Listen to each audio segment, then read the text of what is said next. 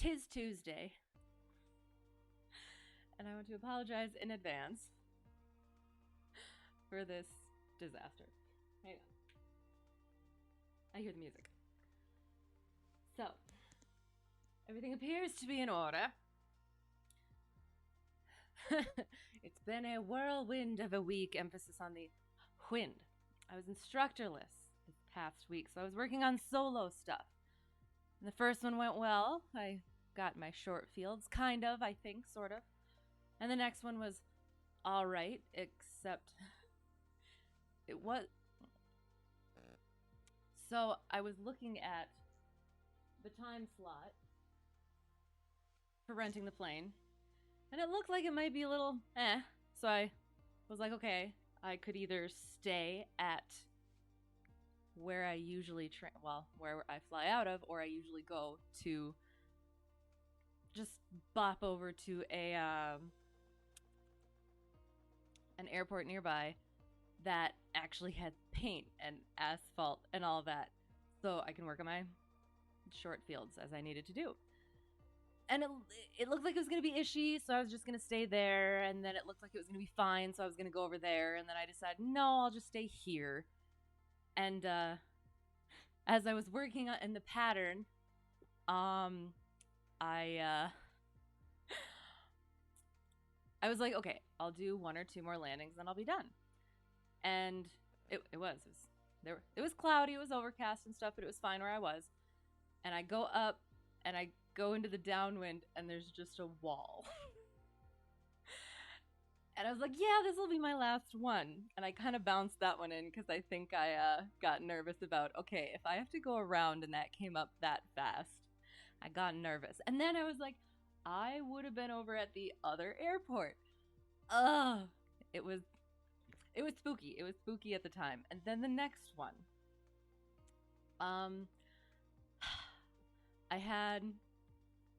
I went over to work on short fields again, and the wind looked fine. It was like 6 knots, but it was a crosswind, and that was okay. But it was also gusty. So I practiced go-arounds that day, and I bounced my landing in back on my home airport. And so, it was a week. And where is it? That's not full. Gosh darn it. Oh, that's why. Because, hang on. Getting things set up as I'm blabbering about things. There. Yes. Ba-boom. And I actually did. I was thinking I was going to make an executive decision and be like, I'm going to start streaming other stuff too, because I have no idea when I'm going to do my actual Checkride. And I need to just chill out a little bit. But then my DPE texted on Sunday and was like, hey, how is, so Monday, so tomorrow, yesterday now. And it was like, okay, potentially, maybe, wind looks kind of ish, but we'll see. And so I met with my DPE. It worked out. It was fine, apart from what ended up being wind that wasn't supposed to be there. But it was okay. So, I don't know. Checkride might be soon again. I don't know. Oi. So that's how this is gonna go. So we're doing some stuff that we kind of chatted about, and like he gave me stuff to kind of work on. And I did. I asked my instructor, isn't that cheating? He's like, hot no. I was like, okay, that's fine. So here is today's flight plan, or what will be today's, from K-Duck, because ducks, I don't know, to Kunk. I don't know. And the reason why I did this one, so first, starting under an MOA, I have to see if that one is actually, MOA is 8,000 feet. So we'll just float by underneath that. And I think I decided this one is going this-ish way. Hang on. So it's slightly this way. The course is 4 degrees. So it's slightly this way. So that means it's odd. So it's 5,500 this way. And we're going up. We're going up. Da da da da da da da. We're gonna just make sure we miss that Charlie airspace. Da da da ba da bum. Then there's another MOA. Da da da da da. Which is 7,000 feet. Yep. So we're good there. And then I think I booped around.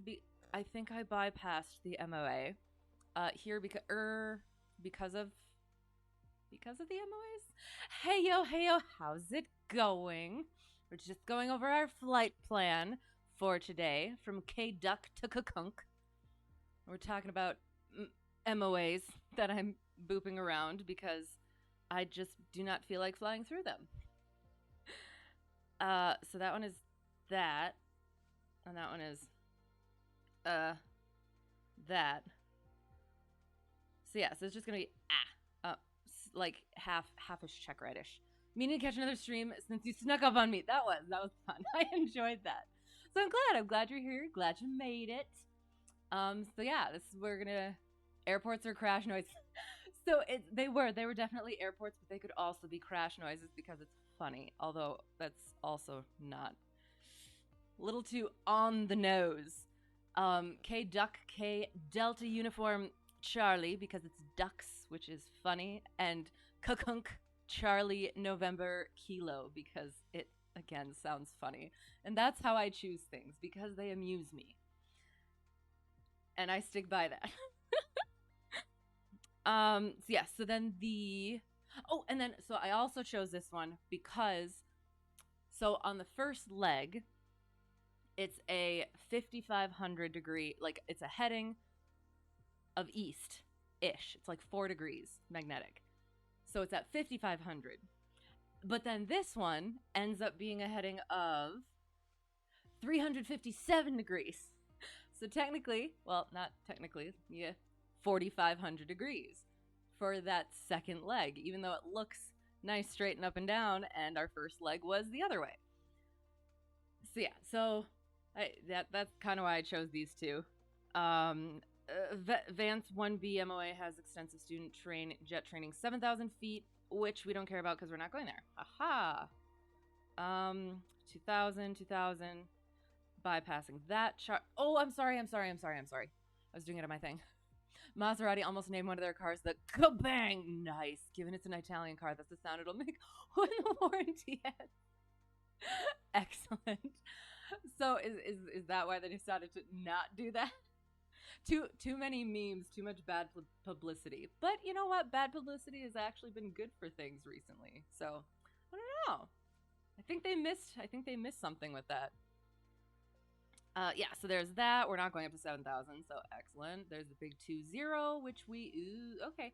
So technically, so technically we would have to be going, again, if I did my rule of 3,000 feet and then whatever above, we'd have to go up to 6,500. Unless we did want to scoot by at like the 3,000, but I don't like doing that right now. So we'll actually go to 6,500, which we're not actually going to go, but that would be our plan. So 6,500 for this leg, avoiding Charlie, which, yeah, that's okay. That works. Another MOA, I'll check that one. Could have been a marketing gold mine or disaster. Right. Yeah, and that's the thing is it depends on the risk that you want to take. But I think we live in a society like funny stuff kind of sells at the moment. Stuff that like can amuse people enough. It ends up working well. So I don't know. I'm not sure it would have been too much of a risk, but depending on the what would you call it?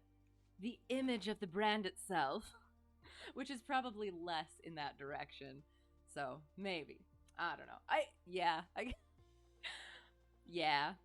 I can see that, I guess. Yeah, and then we went through this Twister MOA because it's 10,000 feet base. Oh, Is that why I bypassed? Because yeah, this restricted one. I'll see if that one's surface. That one is surface. Okay, and then make a meme to earn the green. Yes, yes. Yeah, I do like it. It like you said, it could work really really well, but it could go really really poorly, which is probably all the best things though. It's either it doesn't really matter too much, so you don't have to worry, or it could go either way, and you take that risk, and sometimes it flops, and sometimes it pays off, and sometimes it just comes out of nowhere, and you can't replicate that. And then I can't remember. I thought that this. So yeah, so then this MOA is also 7,000, which is fine. And that one is also 7,000, which is also fine. Although we are at 6,500, so we'll just make sure we're cruising at that 6,500 and not creeping upward accidentally. Okay. The other thing that I wanted to do was, so I did. I met with my DPE, and one of the things we had like not we just kind of went over how things were gonna go, and he ended up mentioning the like so the minimums for like the Echo airspace, and it's like the 3125. Excellent. Okay, so could you land if it was 2 miles of visibility? No, unless you had the special VFR. And then he's like, okay, so how do you get that? And I'm like, I don't know because I don't talk to ATC. But I was like, okay, so. And he said he wasn't going to use anything against me. So I took a chance and I was like, okay, so I looked on my ForeFlight and I found the little thing. And I was like, you're going to contact center. And he's like, yeah, cool, excellent. Or you can call the flight service station. And I'm like, yeah, exactly.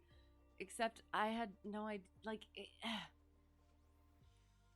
yeah, that's something I need to work on is the ATC stuff because I'm gonna avoid Bravo like the plague even after I get my license.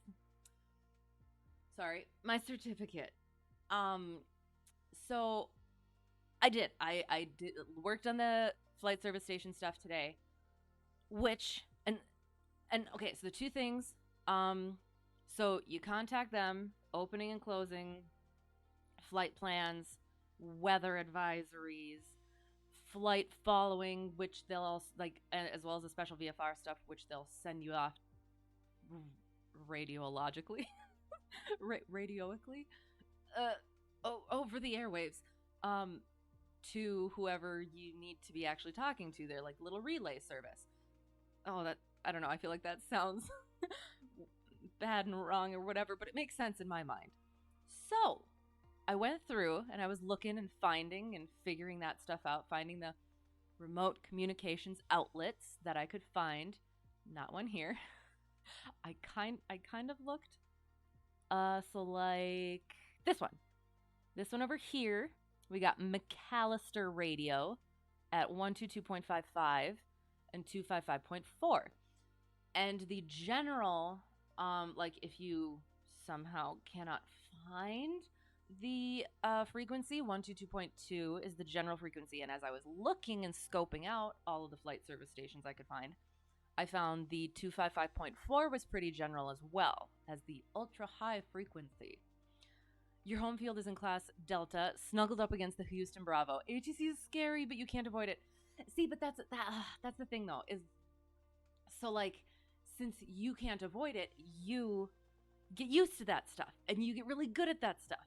Like I'm pretty good at the uncontrolled stuff. I'm not so good at the controlled stuff, which I will eventually get. But so yeah, and depending on how you're gonna use it, like at some point I want to go commercial, so I'm gonna need to use it. But yeah, it's so nerve wracking. But it's just a script. I can learn it, kind of. But yeah, not yet. And I kind of let that. I don't know. He said he wasn't gonna use anything against me, but I did. I kind of. It did. It went well, but I'm also like, okay, so what is he actually will he use things against me? Like I did, I kind of let slip that I don't like the ATC stuff, the controlled stuff. So now I'm like, oh gosh, I really do have to probably focus on that, just in case he brings stuff up like that. So yeah, and I have a Delta like right nearby me, and that's why it came up is because he saw it on the sectional, and he's like, oh, so you got that right by you, so you probably have used that a lot. And I was like, no. I probably just should have been like, yeah. But no, no, I didn't. Oh, the mistakes we make. uh, but yeah, at some point I'll get it. But yeah, so there was that one, the flight service one. And then, so basically, just look for the VORs, the nav aid things. Ah, and there's another one. Okay, so then, like hereish, you got 122.65 and 255.4 again. And then I did have this little cheat sheety thing. Where is it? Here it is. So, opening a VFR flight plan. So this example is Raleigh radio, Cherokee 8121 kilo on 122.2. So you just, so say I'm here, it'd be McAllister radio, Cessna Hotel Tree 1 Delta 1 on 122.65. And they go, oh, well, this is opening one. So I don't know. So then they say, you're Cherokee Bait 1, blah, blah, blah, Raleigh radio, go ahead. And then I say, Cessna Hotel Tree 1 Delta 1. No, I don't say that. I say McAllister radio, open flight plan for Cessna Hotel Tree 1 Delta 1 from, shoot, K Duck to Kakunk at whatever time it is. And then they'd be like, Cessna 1 Delta 1 flight plan activated at whatever time it is. Greensboro, whatever Kaduk altimeter is that. We'd appreciate any pilot reports. Some PIREPs on Flight Watch, which 122.0, which is not a thing anymore. So just 122.2 question mark? I don't know. Oh, really royally borked a call once. And you see if I looked at you and went, that was awful. Why are you so nervous? Tower is human too and probably went through the same flight training as you. Right. It stuck with you. Didn't make a difference. Still bad on radios. Less embarrassed at least. Right. And all right. So I have to tell the story. We went over to practice for my my calls that I had to get in for my, what are they called? The 3 towered landings. So I had to go get those done. So we went over to practice. And it was windy, and it was nighttime, and it was right traffic, and I was nervous, and everything was just And so I'm going on downwind, and I'm a lady, but not in the cockpit.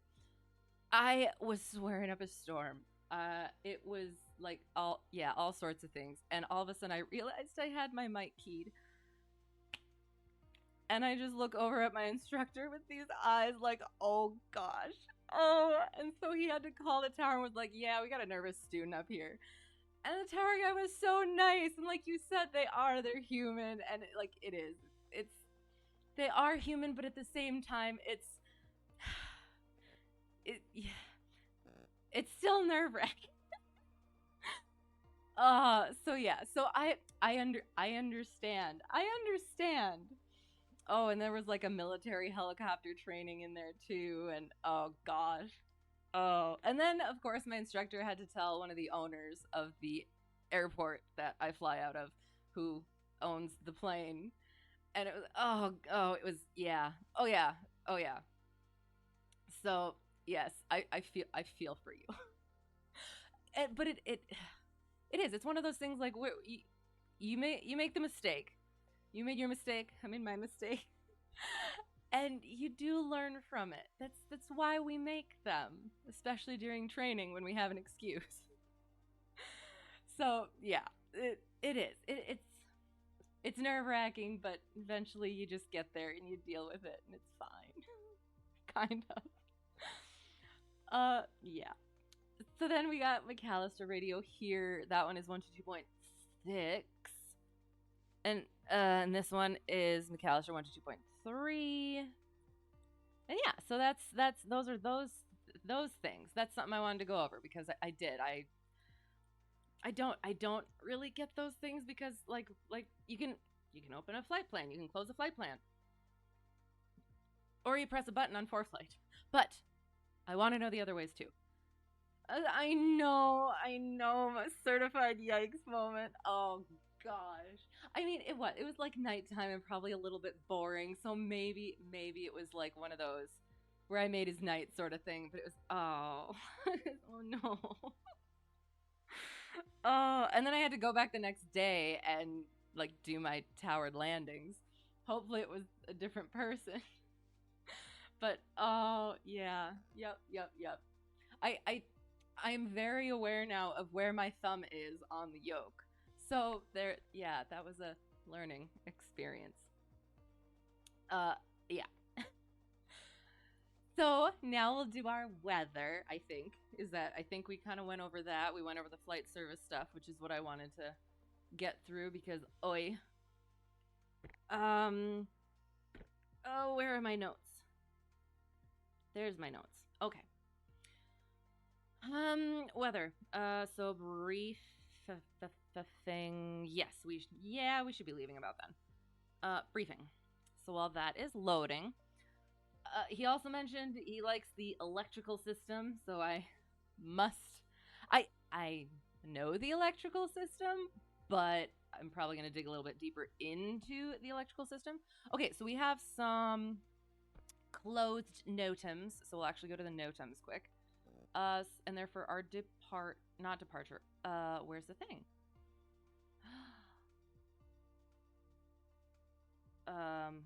Okay, so we'll just find that. Okay, so the closed. Permanently closed runway tree 21, tree 21, and 1230.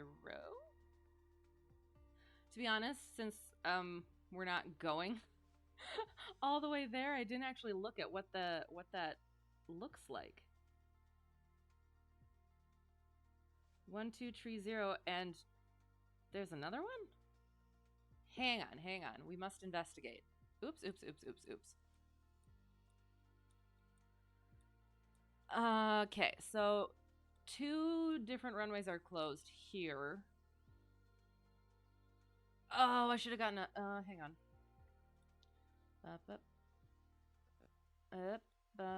Bada bump. Yeah, excellent. All right, so this here, that doesn't help you guys. There. So this is closed permanently. There's also 1230 and 0321. Interesting. So there was another one. Where is it? This way? That doesn't even show up. Interesting. Okay, so don't land not on this one. Perfect. Excellent. Got it. Next. Turbulence, high air mats. We're not going high, so never mind.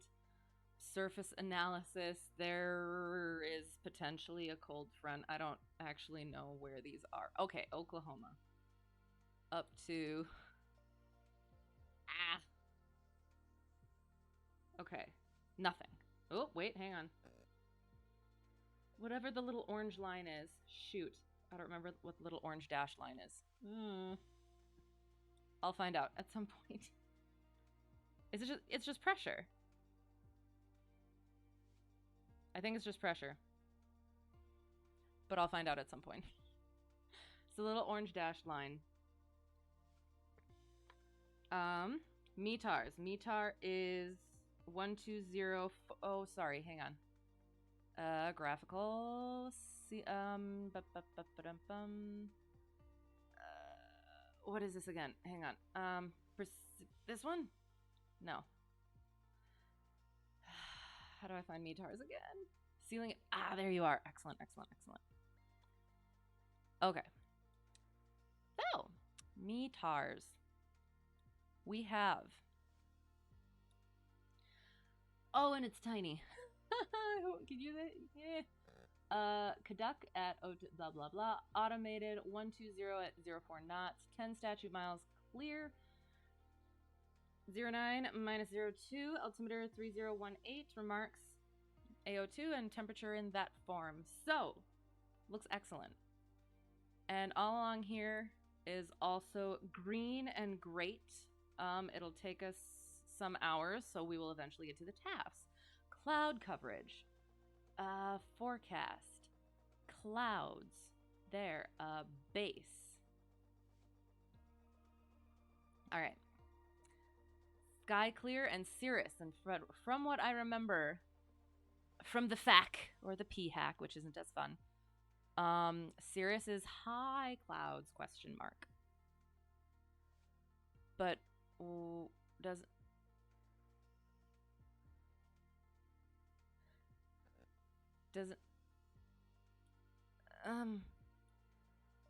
it used to show me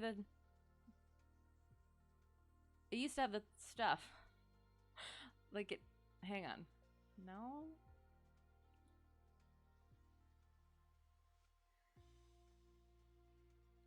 Sorry, I'm sad because that's why there just isn't there isn't any clouds there. Perfect. All right, we're good.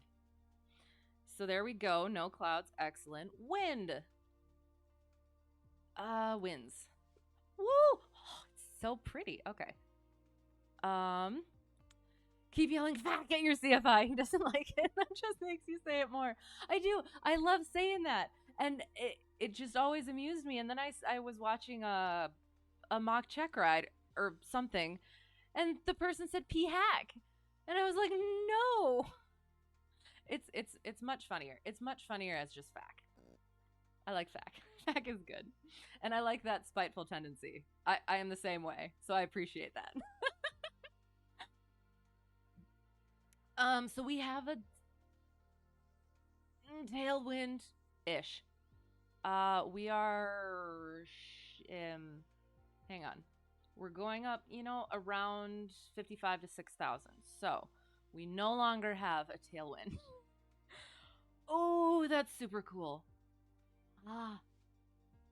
Is that... hang on. I must see if that coincides with a pressure area. Because then I would understand things, kind of. Kind of. It kind of coincides with a low pressure thing. Because counterclockwise is... I don't know. The counterclockwise and the clockwise and the anticyclonic and cyclonic and cyclonic? I don't know. I'll get there. I'll get there eventually. I'll understand all the things. Ooh, it just moved. That's so cool. So we're gonna have a headish wind, headish wind kind. Yeah, we're headwind to a crosswind to a tailish wind, and we're gonna not that much. Back. No, we're not really gonna get into a tailwind too much. That's okay. That's okay. Oh, okay. Can't remember if high or low is counterclockwise. Want to say high. Okay. Because the high pressure is descending, which creates the ridge, and the low pressure is ascending. Hang on. I do, and I've gone over this how many times, and I always forget it. So then if...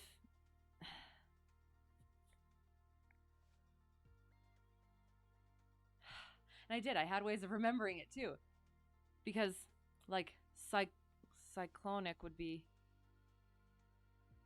like that, which would be a low... I don't know. So, low is counterclockwise, which is... Hang on. Which is... hang on. Because it's flowing in, which... And maybe I'm just thinking about this all wrong. So, counterclockwise, that would be low pressure then. Because it... Hang on. No. So, it's going this... Okay, so it is going that way. So that would be high... Wait. No. I don't know. Because if it's low pressure, because the wind is going this way, and then this way, and then this way, like that, that's clockwise. Oh, unless it's upwards. So, okay, hang on. Low pressure is counterclockwise, inward and upward. Inward and upward.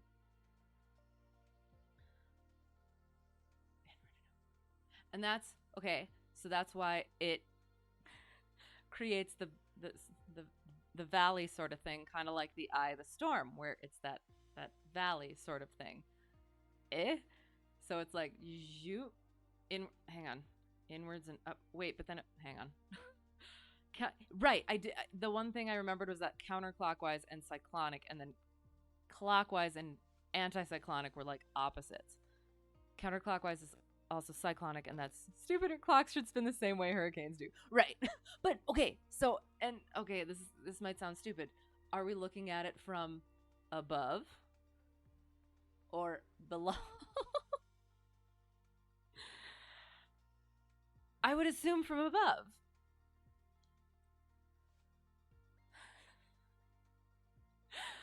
Oh gosh.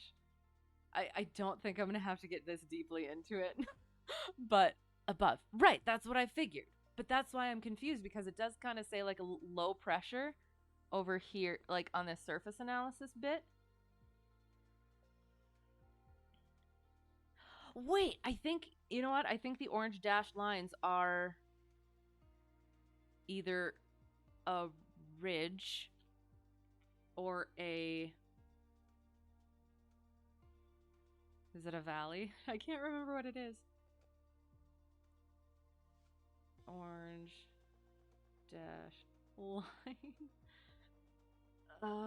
Weather? I looked this up. A trough or extended area of low pressure.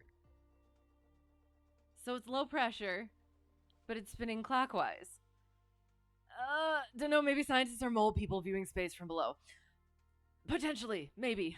I get my directions mixed up, my east and west, because I used to I like looking up at the stars and tracking satellites, and so like I would think of it as north, south, west, and no, hang on, hang on, no, hang on, north, south. Well, so opposite west and east. So I keep getting those mixed up because I was looking at it from below. Now I got to look at it from above. So I would feel for the scientists that would be mole people. Okay, I guess I'm a mole person as well. Dang it. I don't know. I'll get there. But I don't think I'll go too much into this as long as I kind of understand and as long as I can make a good decision from like, okay, this is how it kind of looks and it looks like it's doing okay, so I think we'll be fine. And if it doesn't end up being fine, we divert somewhere, and as long as I know how to do that, then that's fine too. Because we can look at this stuff as much as we want, and hopefully it gives us a good picture and a very accurate picture, and we can do exactly what we want to do or wait for a better time period. But things change. So we do. It's just we look at it, we take the information and do with it the best we can, and hopefully it goes fine. Otherwise, make sure we can correct whatever has gone wrong. Ah, you get the directions fine, nice, until you have to make the inbound call to your home field. Right. Yep. Then you'd be like 12 miles to the east at 2000, except you're 12 to the west and flying east. Right. Because you get that mixed up. It's got that word. It's like it's what you mean versus what you end up saying. You know exactly what you mean, but the words come out wrong. Oi. Oh. Okay. So now we're gonna do TAFs since we're just gonna yeah, we got a headwind as apparently all of every time I plan something I have headwind. Um what am I doing? TAF. There it is. No. I didn't click TAF yet, did I? Forecast. I did click TAF. TAF. Forecast? Oh, there isn't one for this. So claw. The claw. Okay. So claw at valid from the second at 0000, to the second at 2400. So midnight already? Oh yeah, I guess it's time zone wise. It's to the point Tower has recognized you and will clown you for it every damn time. Oh no, oh no. Do you okay, so do you look at the heading indicator and do the opposite one? Have you tried that? Because that always helps me because I have done that. I do that in here all the time. So I don't know. I don't know if that would help at all. But yeah, that's my go-to because I always know I'm gonna screw it up. And then we have 190 at 6, greater than 6 statute miles, scattered at 25,000, good, from the second at 1700, which is tomorrow morning. So we're good there. That looks good. TAF is excellent. You look at it in a panic, still get it wrong. Right. Okay. And that's fair. That's fair. And that's the thing is you do. You can plan for as much as like you do. You know what you're trying to do. And you can plan as much as you want. But circumstances change. And you still get stuff messed up. So that's why it's just you put the work in and you do it as well as you can every single time, and you just hope for the best in the times that you really need it. So yeah, it's just we're just all doing our best. You're in a good boat. It's okay. It's okay. Tafts look excellent. Excellent, excellent, excellent. It's VFR all the way down. So we're gonna say 4 knots, 4 knots, 9 knots. We're good there. 7 knots, and that's like on our way. Uh, 250,000. So yeah, so clouds are fine. Wind, it's got a lot of 999 or niner niner niner niner niner niner niner. There's got to be a joke in there somewhere. What did child pilots play on the playground, or how did they tease people on the playground? Niner niner niner. I'm sorry. Okay. Moving along from that. We're good. Wind chart is we looked at winds. Excellent. Vertical cross section. Excellent. Winds not too bad. We kind of looked at NOTAMs.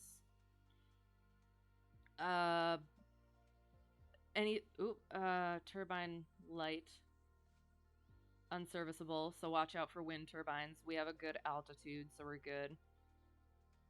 And all these not maintained. Weather broadcast system not available. Excellent, excellent, excellent. And we're not actually landing, so we're good. There is a airspace surface to 2,000 feet. I assume that's probably a wilderness area.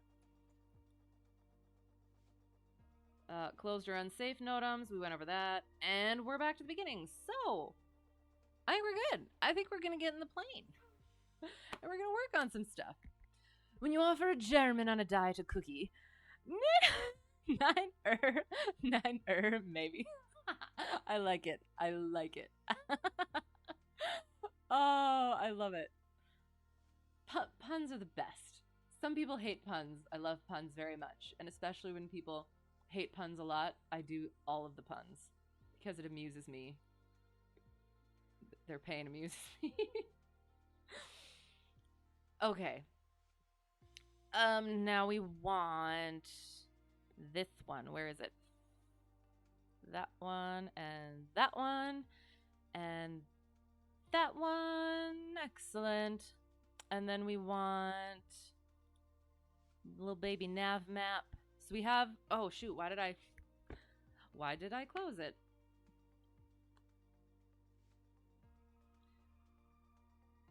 Okay. So we're starting at Kadak. If I can find it. And I should probably, so we're there, got runway, excellent. Boom.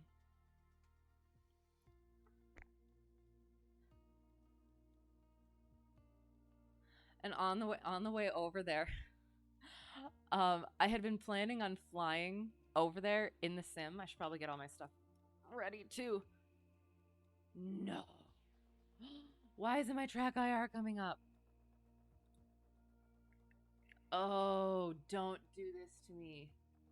It has been sitting there, and I. It's gonna make me shut it down, isn't it?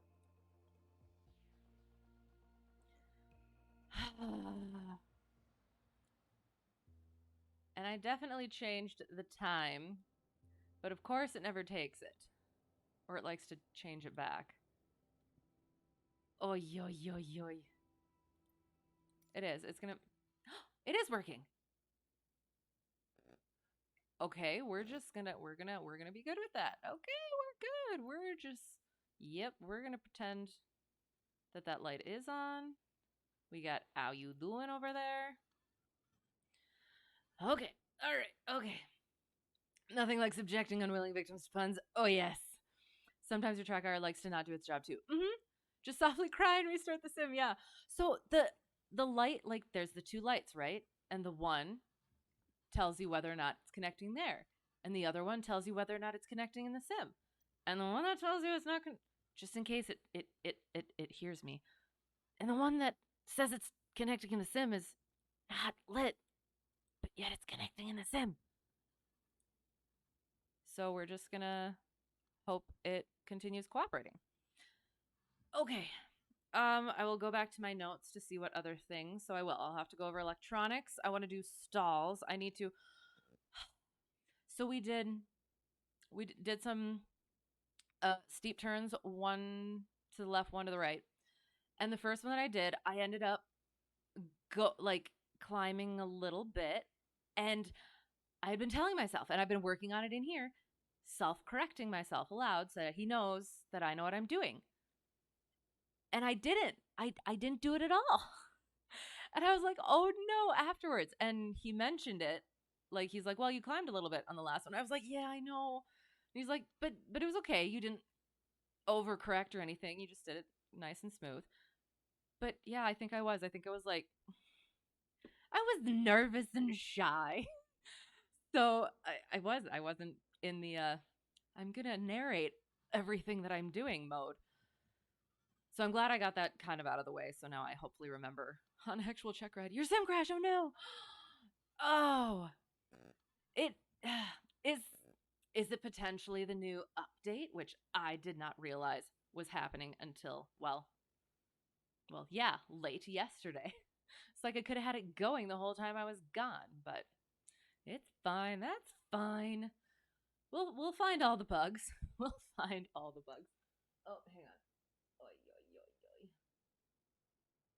oy. Okay. Okay, so again, so we're gonna do the stalls, because I haven't been working on anything else but landings and crosswind correction for a little while now. So I was a little rusty, and I just needed I need to brush up a little bit on stuff. We did stalls, so we're gonna do that. I need to self-correct. I need to think of the crosswind correction and other things as a dance. My DP had so many great stories. Well, who will be my DP, I guess. Um, and yeah, one of them got into like the rudder and the aileron. It's a dance. You do it the one and then the other, and I think that was really helpful. Probably just a memory leak. You've been flying all day. Okay, sounds good. Well, I hope it doesn't. Yeah, cause any other issues. I don't know, because I always worry when it's like, do you want to restart in normal or safe mode? And I always click normal. Am I doing the wrong thing? I don't know. What is it doing otherwise? I don't know these things. So we went over the FSS. I'll go over like Bravo stuff on my own at some point. And then I forgot to take out the emergency checklist. We did an emergency engine out, and I forgot to take out the checklist to like recheck it over. I did my whole memory items thing, and then I didn't take out the checklist. So I will remember that next time, hopefully. And I will have that. Yeah, so I guess that's what we'll do. We'll start off on our thing, and that's We'll do stalls and probably slow flight. Well, yeah, we'll have to get into slow flight. Um, and I'll see if there's anything else. Otherwise, I wasn't gonna go too long because I'm still recovering from yesterday. It was exhausting. Always cook normal half the time. You're flying planes from the marketplace. Okay, speaking of, there's a new Beechcraft D17 that was released today. It's gorgeous and flies so well. Is it free? I I I don't know enough yet about planes to uh spend money on sim planes, and especially because like I don't want to fly anything else because I don't want to mess myself up right before check ride. So, but oh, that's good. Because that's one of the complaints that people have is that sometimes like the physics of it isn't always so great. So I'm glad it's gorgeous and that it flies well. That's great. That's excellent. Hopefully sign of things to come as always. So, passed with flying colors. I will say that every single time until after check ride. And then I will say I passed, but just barely. I passed with flying colors.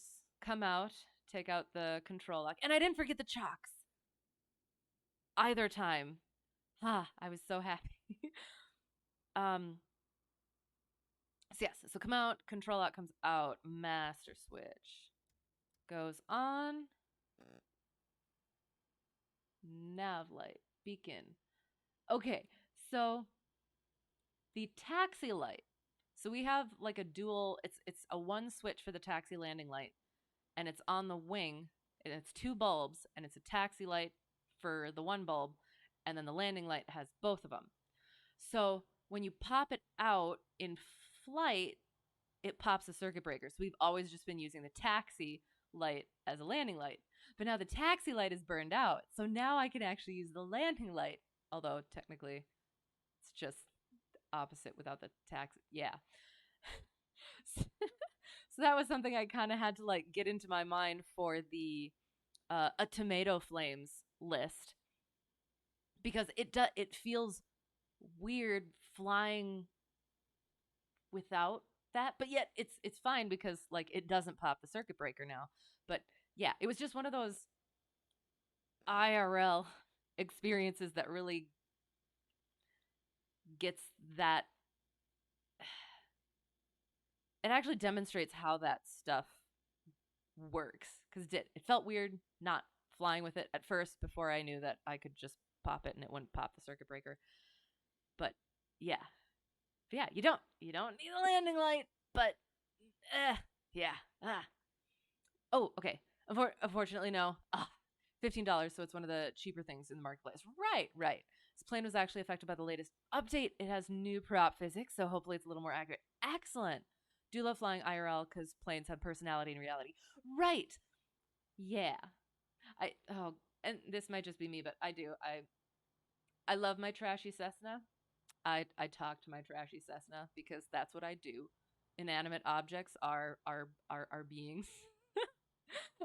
There's a Pocahontas joke in there, but yeah, they all have their little quirks and like yeah, like the one where you just make sure in flight don't pop the landing light out because the circuit breaker will pop.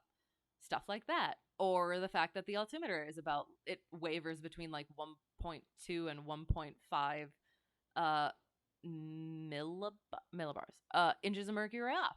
So you just gotta be aware of that. Yeah. They're fun. They're fun. And I haven't even flown anything else other than the one plane that I fly in. So I'm looking forward to at some point flying other stuff. But for now, I just need to get this stuff. I need to get that foundation first. Okay, so fuel we are going to fill up. And it was also my first time fueling not from a janky fuel truck. I love the janky fuel truck too, but sometimes we don't get along. Um and it was pretty chill. And I almost I kind of oh, this is going to sound bad. Don't take it out of context. I blasted myself in the face a little bit because there was a little more power to the nozzle um, than from the fuel truck. So I had it in there, and I just whoop it right in, and it goes whoop, and it was like, oh my gosh, yeah, yeah. It was. We'll we'll just move on from that story. All right. We go outside the plane. We have fueled up. Um, we new green, red, white, and red, and we have our landing light. And to be honest, I'm not sure what is considered a taxi light. All right, now I have to investigate. Hang on, hang on. Which is the right button? Your sim crashed again? Odd. Did it crash at the same point or did it crash at a different point, like on a different screen? Landing light is off. Oops, oops, what did I do?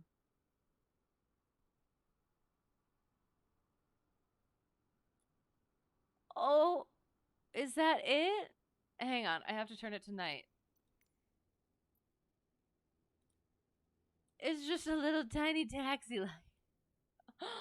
Oh, oh, okay. You know what? That actually makes sense then. Okay, okay.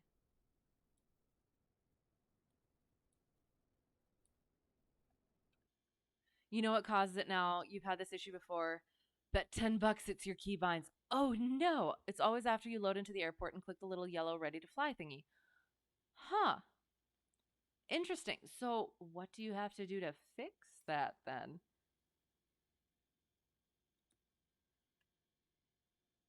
Sorry, I'm just investigating the difference in the taxi and landing lights. Oh, wait, I already saw that one, so now I need to see the full one. It's a lot brighter. Okay, very cool. Good to know, good to know. Oops, that's the wrong button. Oh my goodness. And we're gonna do it daytime at like noonish. Excellent. Such a weird thing to cause it. Just switch to the default bindings for a bit. Okay. Weird. Oh shoot, sorry, I didn't put little nav map up. Oh. And is that just in general then? Like it's not something like each update it does it for a while and then it stops. Or it's because the update or I don't know, it just is, it's just in general. That's strange. That's good to know though. In case anything happens to mine, I'll hopefully remember that. And then we checked everything. Do do do do boop and boop and boop and boop and did I turn the pitot heat on? I didn't mean to. Well, since it's on, we might as whoa, hello. Go out and uh do I be unladylike just a little bit because it's funny? Grasp the tube firmly. Feel that heat. And we're good. All right. And we turn everything off. I apologize. I'm sorry. I'm like I said, I'm still recovering from yesterday. So I don't care too much. All right. Just a random thing. Very dumb. Took you 3 months to figure that out at one point, but now you're prepared. Right. Good. Good, good, good. Excellent. Ugh. Yeah, it does. Sometimes it takes that time and it's frustrating. And then you eventually figured it out. You learned something. Lots of uh uh impatience and infuriating failures. Oi. Okay. So we did that. And then we exit the plane. We drain a little bit of fuel from the wing there. Drain a little bit of fuel from the wing there. I mean, guess the good. It's good to know your plane inside and out, right? That seems. Well, yeah, you have to suck on the stall horn. I did. I thought that was a joke, but apparently that is. That's unless you have a little shooper thing. You, yep, you just do that and inhale that stale stallhorn air and make it go wah. Okay, anyway, yeah, I'm sorry. All right, okay, we're continuing. All right, so we check the static uh port. We check the pitot tube and the drain hole. It's there. Shoot, and the vent and the stall horn. If I ever have to actually test the stall horn, I'm putting a tissue over it. I don't care how prissy that seems. I'm doing it. I'm not getting bugs and stuff in my mouth. Baggage door, which is not there. Checking tires and antennas and the flaps. Check those. The bolts and attachments. Check those. The elevator. Check that. Rudder. The elevator. The trim tab. The antenna. The other flap. Other aileron. And then we open that and we check the oil, make sure it's at about 6. And then we drain a little bit of fuel from there. Excellent. We check the prop. My future DPE had a great story about that. Um, yeah, when he was a student, he all of a sudden he's like, he was a do-it-yourself kind of dude, and so there was like a nick in the prop, but like just like a yeah, nothing, yeah. Anyway, he was a student, and so he's like, there's a nick in it, so he takes his key, backside of his key, and he starts shaving it off. And his instructor was, yeah, oh yeah, he had a talking to for that one. Check the belts, make sure that's nice and tight and attached. The exhaust pipe, make sure that's not wiggly. The air intake is clear. The nose wheel has proper clearance. Oh, I need to add that. I think he mentioned like hydraulics and brakes. So I'm glad I'm re-going over this. Yeah. And then visually check the fuel. Excellent. Okay. Okay, you did do that once. See, if I was in the plane, just chill in the plane while you pre-flight, and I did that to spook him. It worked. Got a little Oh, the stall horn. Nice. And you got a little protein. Nice. All that. I mean, depending on depending if it was like out in the sun at all, if it got a little bake to it, so it's nice and crispy and cooked. Oh my gosh, that's so funny though. Oh, I don't think I've ever had. Oh, maybe I could. I don't know. I like that idea. I'm gonna keep that in the back of my mind. Oh, that's funny. Okay, we did the things. So now, okay. So since there's people around, hang on. We must check the METAR one more time. 5 miles. 10 miles. 10 miles, or we could just check the windsock. Let's find the windsock, because that is something that my future DPE, my there was a plane and then there wasn't. My FDPE. Okay, I need to like go over and see it. Okay, hang on. Where did it go? Damoose. Um. Okay, hang on. So we got 1.7 and tree 5. To be honest, I can't really tell. I think it might be tree 5. So we will check. Roasted mosquito. Oh yes, yum yum. That was you crashing again. No. Oh no. That's strange. So But that's different than before then. So you got in but then didn't, or is that what just usually happens? Oh, sad. That's so irritating. Is your PC or console just like done? You've been flying all day. It's just like, no, no, we're done here. 300. So I think I called that correctly, and it's 4 knots, so we're good. So we're gonna take off from tree 5. So first, we're gonna do our inside thing. We take our Hobbs time. We check the circuit breakers. We static, brakes and pedal test. No talking during takeoff and landing. Seatbelts on at all times. Exits out the doors to the left and right. For now, make sure that they are shut and locked. Wiggle it, make sure it's good. So on one of my solos last week, it was an interesting solo week. One of my solos, my first takeoff, my window flies open. So it's not one of those slidey ones. It is one where it's got a little thing and it whoop.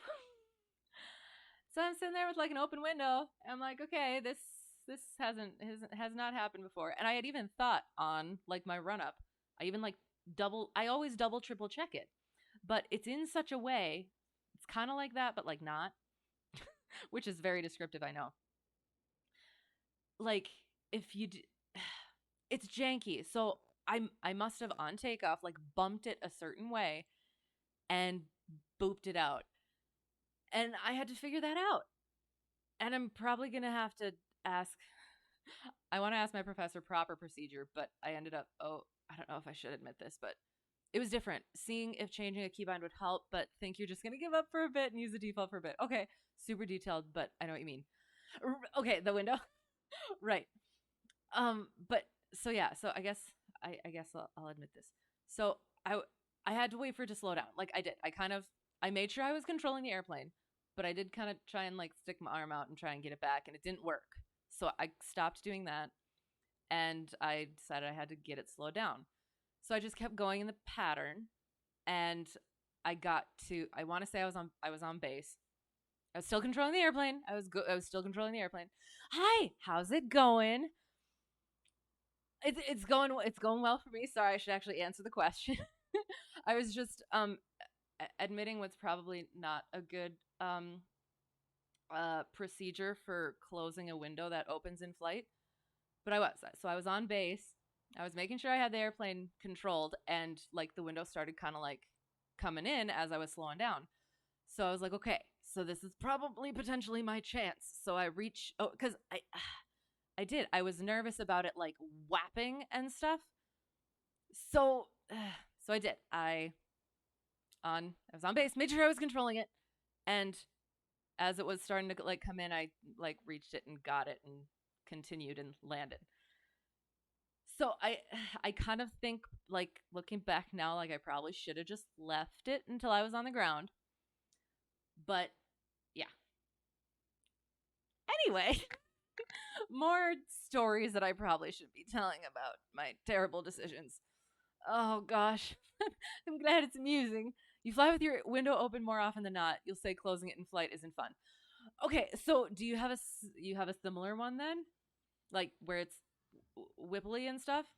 Right. Like I did like right when it not right when it happened, but like as I was at speed, I tried reaching out and it's just kind of like, Mwah. It's like, no, not happening. And I did. I thought about like kind of climbing up and doing slow flight, but it was also like overcast. So I didn't want to. Yeah. I I made the best decision I could in the moment. Uh, you had the sunshade explode in your face on short final. What does that mean? You you mean like hang on. So like when you say sunshade, okay, so like that, mine's like a little like carb thing. Not like that. So you're gonna have to explain that one a little bit because I mean that sounds terrifying, and I was gonna say I hope you're okay, but I guess clearly you are. But oi, oi, oh, ugh. There's so many things that you don't think about. Like you do, you got your emergency procedures and everything, but you don't. I don't know. You don't. There's other things that'll get you. All right. So did that. And I'll do not starting it. Well, of course.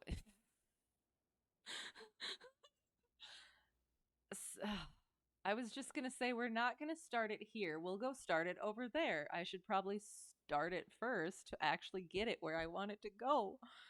You see, if I was adjusting it for you and it just flew into a billion pieces. Side note. Oh my god. Oh, and you. I'm sure it was shocking, but you took it in stride and we're okay and good. Side note, how many springs does one sunshade need and why are two of them aimed at your face? Oh my gosh. Was that a my controls, CFI my controls moment? Or one time the instructor landed it and caused the right gear to collapse. The prop was severely damaged. Oh my gosh. Hey, at least it was the instructor and not you. Oh gosh. Oh. But but you also got to learn from it. You got to learn from it, hopefully. So, was it a windy sort of a thing or it just kind of was not a bad landing, but like I guess I would assume it would have been like a crosswind thing. You just slammed it. Oh, okay. I mean that happens too. That happens too. No paperwork, but that's good. Uh take the worst pattern. Oh gosh. Oh. And oh. So dude, this stuff it actually kind of calms me. Knowing all the different things that have gone wrong and like and could go wrong and have gone wrong for other people. You still walked away from it. It's still good. It's still okay. So I appreciate it. That's awesome. I mean, not awesome, but it's yeah, it's good. It's good stuff. Okay, so we are gonna start it now. I have to find my checklist. Hang on.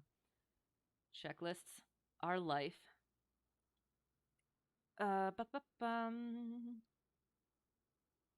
Plane required. Okay, and then I shall have my emergency checklist prepared for when we do emergency procedure. C track is back and locked.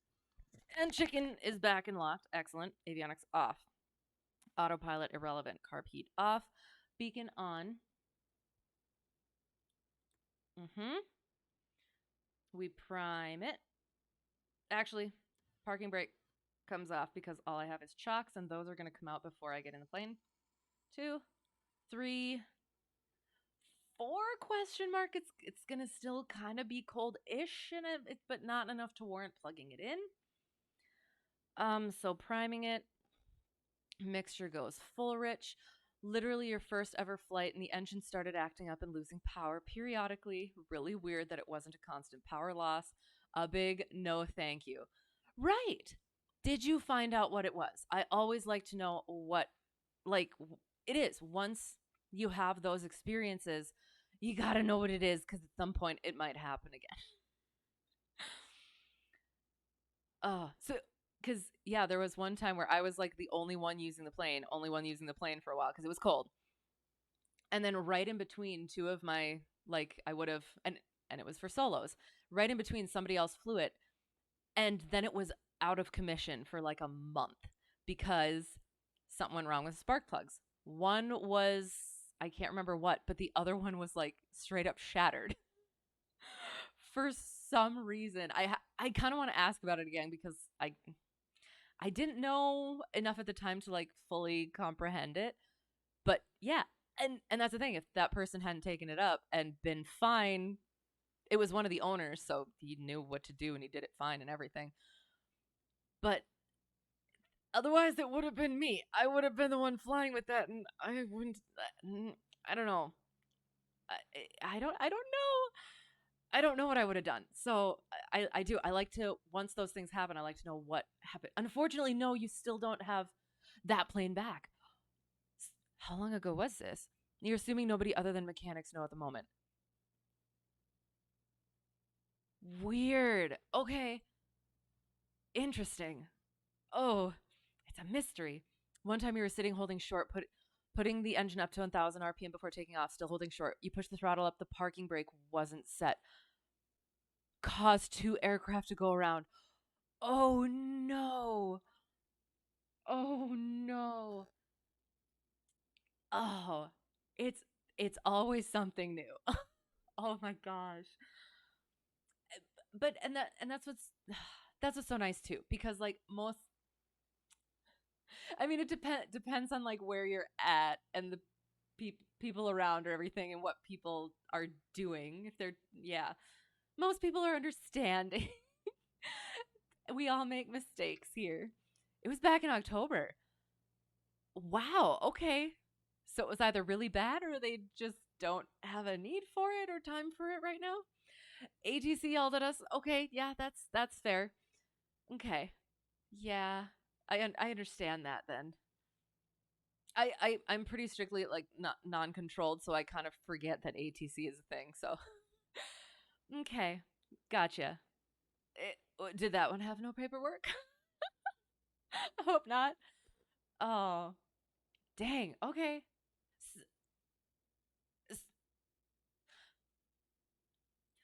So was it a broken parking brake, or was it missing on the checklist? Missing something on the checklist?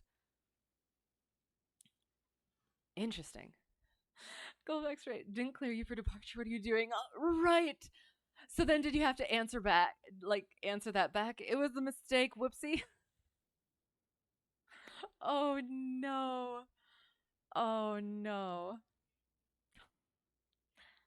Mixture's rich. Throttle slight. Sorry, I will. I'll get in the. I'm sorry. I'm having so much fun, like listening to you guys' stories. And oh, okay. Prop. Sorry. Hang on. Mr. Fullrich. Mixture, not Mister. Throttle is slight. Brakes are held. Window open. Checking around. Clear prop. Close that window. Master on. Oopsie daisy. Oopsie daisy. Oop. Boop. Oops. Wrong. Okay. One more. Excellent. And we watch for 1,000. And we bring it back as it warms up. Excellent. Okay. Mag start. Oil pressure is. It's okay. Oil temp is okay. Flaps go up. Avionics are on. Then we do our nav lights.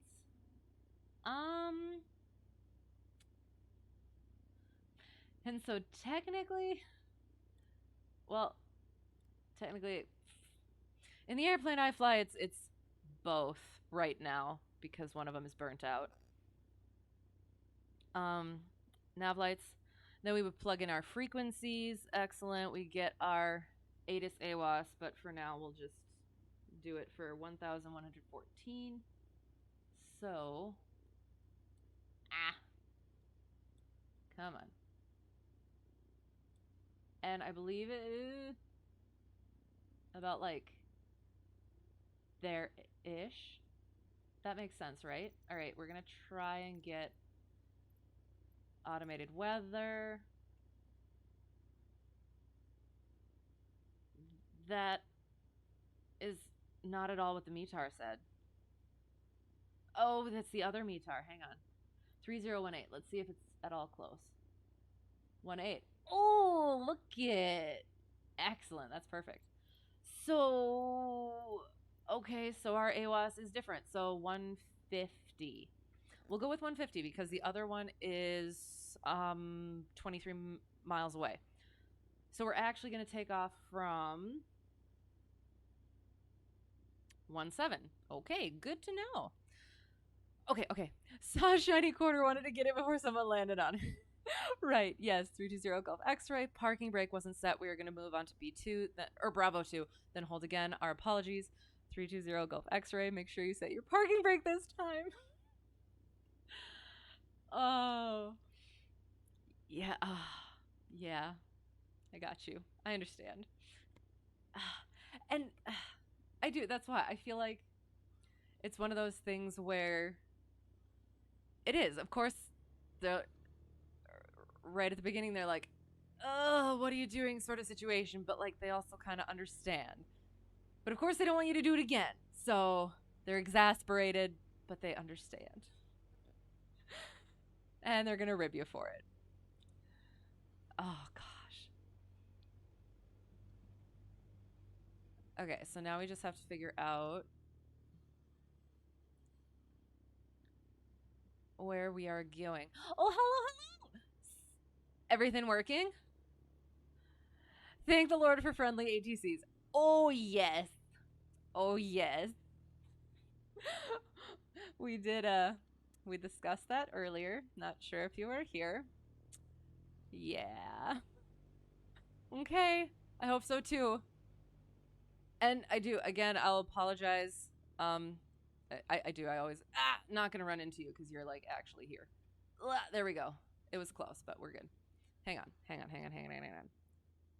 That way, so I should face in that way. Okay. So we're going this way. I apologize right away here because yeah, we'll see how this goes. Kind of winging it. Har. That's to the runway, so we're just going to taxi all the way down. And we'll try and do a soft field. I don't do too well in the game. I do fine in the actual plane. Again, so apologize in advance for yeah, oops. My what is the word? My all over the placeness. That's a word. If Shakespeare can do it, I can. As well as my flying, I am better in the plane than I am in the sim. Just keep that in mind.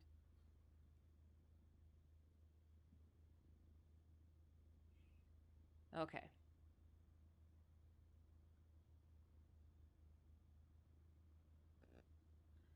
Oh, all over the placeness is a word, can confirm. Excellent. Perfect.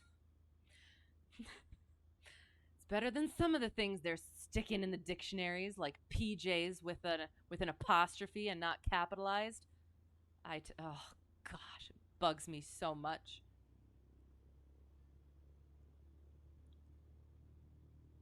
Apostrophes are not for plural words. Sorry, now that I've gotten myself on this. Oh. But, I'm not on the dictionary committee. Nope. Not yet, anyway.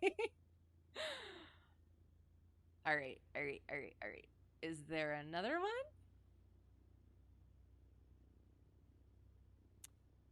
I kind of want to go all the way to be really good. Yeah. Yep. Okay. And then we'll do our... There's more, or is this the end of the runway here? This is taxiway alpha, so I'm assuming that this is... And again, I would have looked a bit more. Yeah, this looks like the end of the runway. And we hold short. Hold short. Okay. And we'll do our run up. Excellent. Excellent.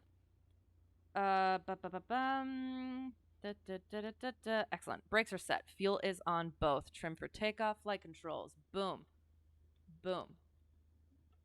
Wait, hang on. Boom. And back and boom and there and boom and look back and there. Hello. And back. Okay. Instruments are good. Heading indicator is boop. Mixture is best in power. Primer is in and locked. 1700. Little more. Okay. And then we do baby mag check and wait for that drop and back. Baby mag check. I don't know why it's a baby mag check now. Okay, that's new. Carb heat is out and back. Wait for the drop and back. Vacuum. Amps and volts. I'm looking at nothing because it's not in this aircraft. Oil pressure and temperature is good. Idle check closed. Most excellent. Make sure it doesn't die. All right. Bring it back up to 1,000. All right. And yeah, we'll do.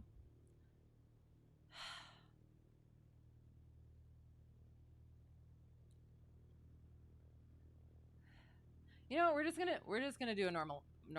We're just gonna do normal, and so we're not gonna put our flaps down, because I do. I know I can do it in real life, so I'm not gonna mess myself up with it. Okay, and we are departing to the north, straight out departure. Oh, I get to say that. Okay. Hang on. So think before you talk. Wait, just kidding. I don't get a straight out departure. Okay, so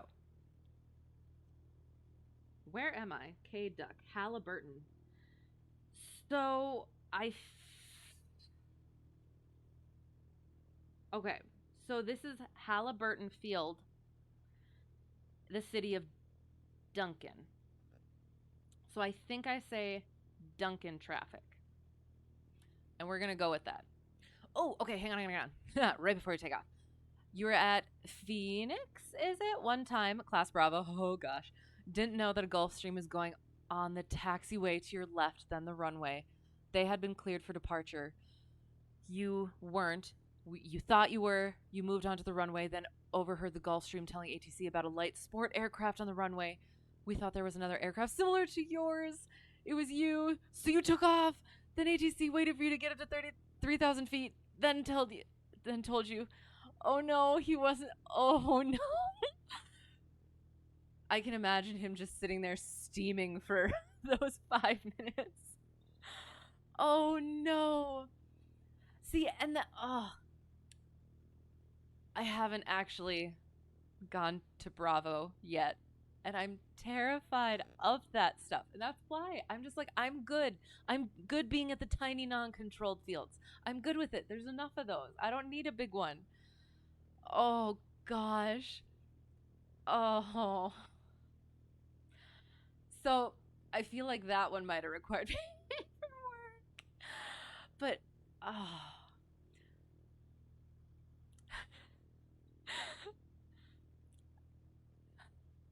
Glad you're still around and ATC didn't kill you. Oh, gosh. All right. So we're non-control. We don't got to worry about that. So we're just gonna go and announce our intentions. Duncan traffic. Cessna Hotel Tree 1 Delta 1 departing 17 to the north. Duncan. So we're gonna go onto the runway. Got redirected to Deer Valley, but still that ATC always has to say to listen to his instructions every time.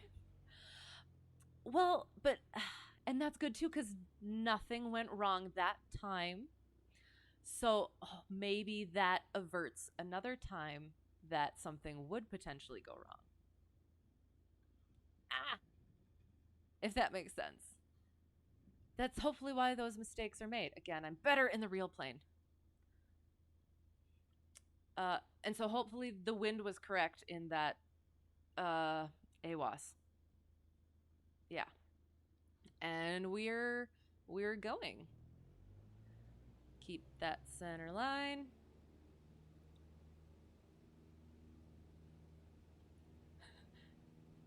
It's funny, I don't think I've done like okay, hang on.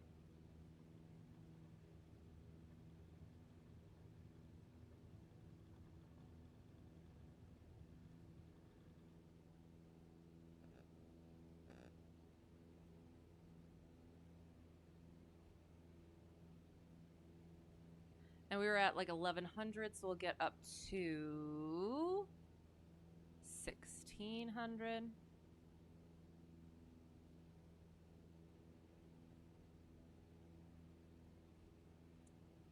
We'll climb at 70 is, oops, 70 is what I think ish potentially possibly is VY for this one.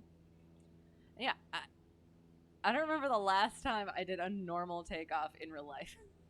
I've been doing short fields and soft fields, and then a major, well, 3 major gusty crosswinds yesterday. My DP loves crosswinds, so I was all nervous about flying with him. Like, again, future DP. I was nervous about flying with him in the winds because I don't do winds. And so he's like, well, I'm instructor today, so we're going whether you like it or not. And I was like, okay, because he really wanted to fly. He loves crosswinds. And it turns out that that field is just generally windy because there's high elevation nearby it, and it comes, and plus there's like trees and stuff.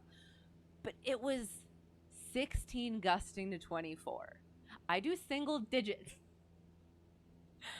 And even when I got there, we're gonna hang on. So Duncan traffic, Cessna Hotel Tree 1 Delta 1 left downwind 17 Duncan. And then we'll just again kind of supposed to kind of keep that pattern.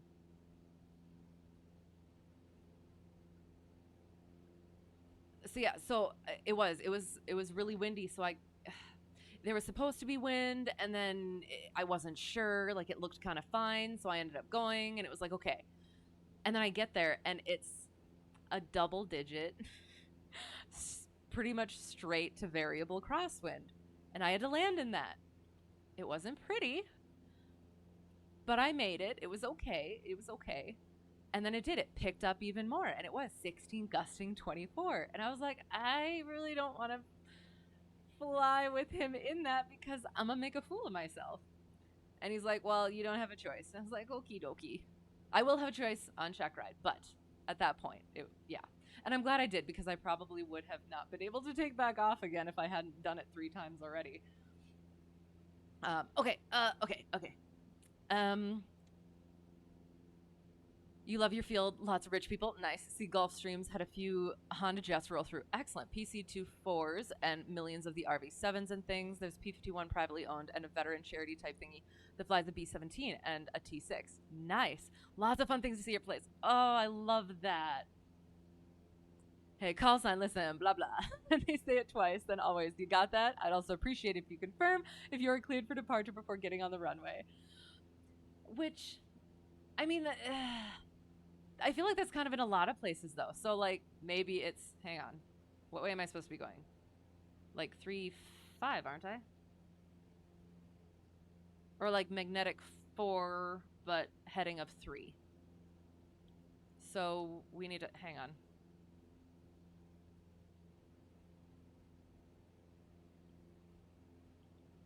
So, we're kind of good-ish. So, we are on our... Oh, shoot, and I didn't do my flight tracking over here. Hopefully it works. So yeah, so they were just behind the times, and we were getting up to 50. We're going that way, so 5,500, if we even get there. Our checklist is good. Sorry. Yeah, no, it is 4 degrees. No, so but heading is 3 degrees. And we're still gonna we're gonna cruise climate at 90 question mark. Again, I'm just subtracting 10 from the speeds that I use for my plane, so I don't get them mixed up at all. So, like, am I supposed to not redline it even in cruise climb? I haven't had that problem with my plane, or the plane that I fly. Yeah, I like seeing all sorts of different types of planes, but like where I'm at, it's Okay, there was actually a cub with I I I don't know how to like say it. I'm gonna sound stupid, whatever. But like it was a bush plane cub with like these gigantic tires, right? And it was sleek, and it was getting fixed at the shop because we got a good shop. Um, and it went out. It looks cool first, and then it got taken out and got flown around, and the sounds it made were amazing. So yeah, I like seeing different kind of stuff, but like not a lot flies out of mine because it's very small.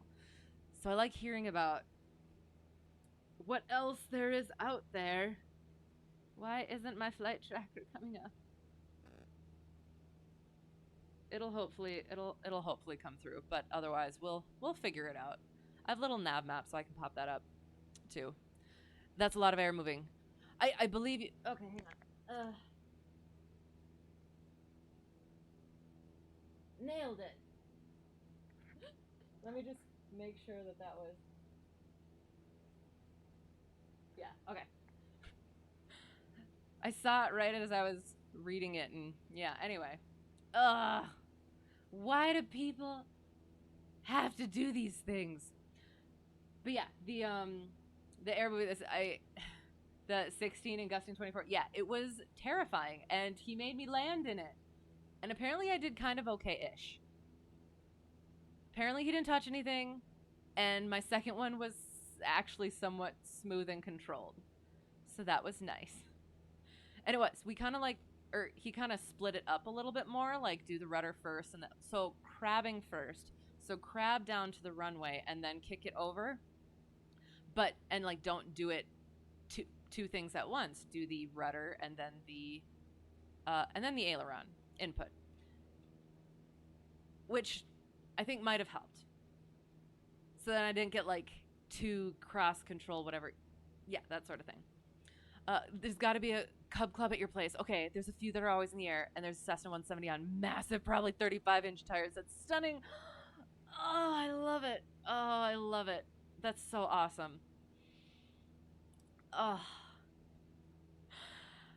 ah.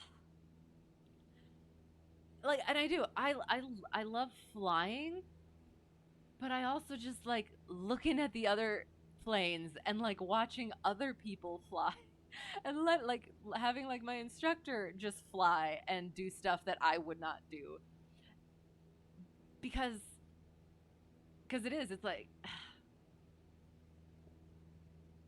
it's like again future DPE put us into a 60-degree steep turn um that I wasn't prepared for, and it was fun because I wasn't the one who had to get us out of it. But then yeah. Yeah. So pretty. It's black with like an orange pinstripe, some polished metal with massive tires and a big angry three-bladed prop. Ugh. Ugh.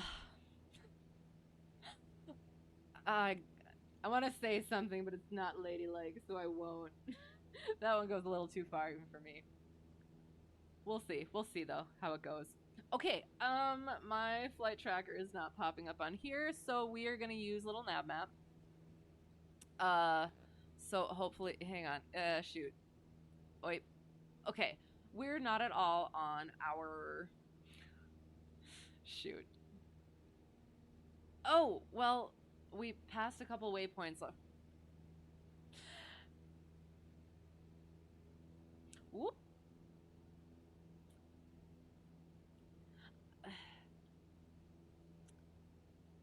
Oh, and so yeah, so he told me he likes to have two waypoints in the first 15 miles and three within the first 25 miles, which is good because that's kind of what I've been doing is I do like a 5 mile and then a 10 mile so that on my way back, if something happened where I didn't have my GPS uh, situation, I would know where to call up that 10 and that 5 miles.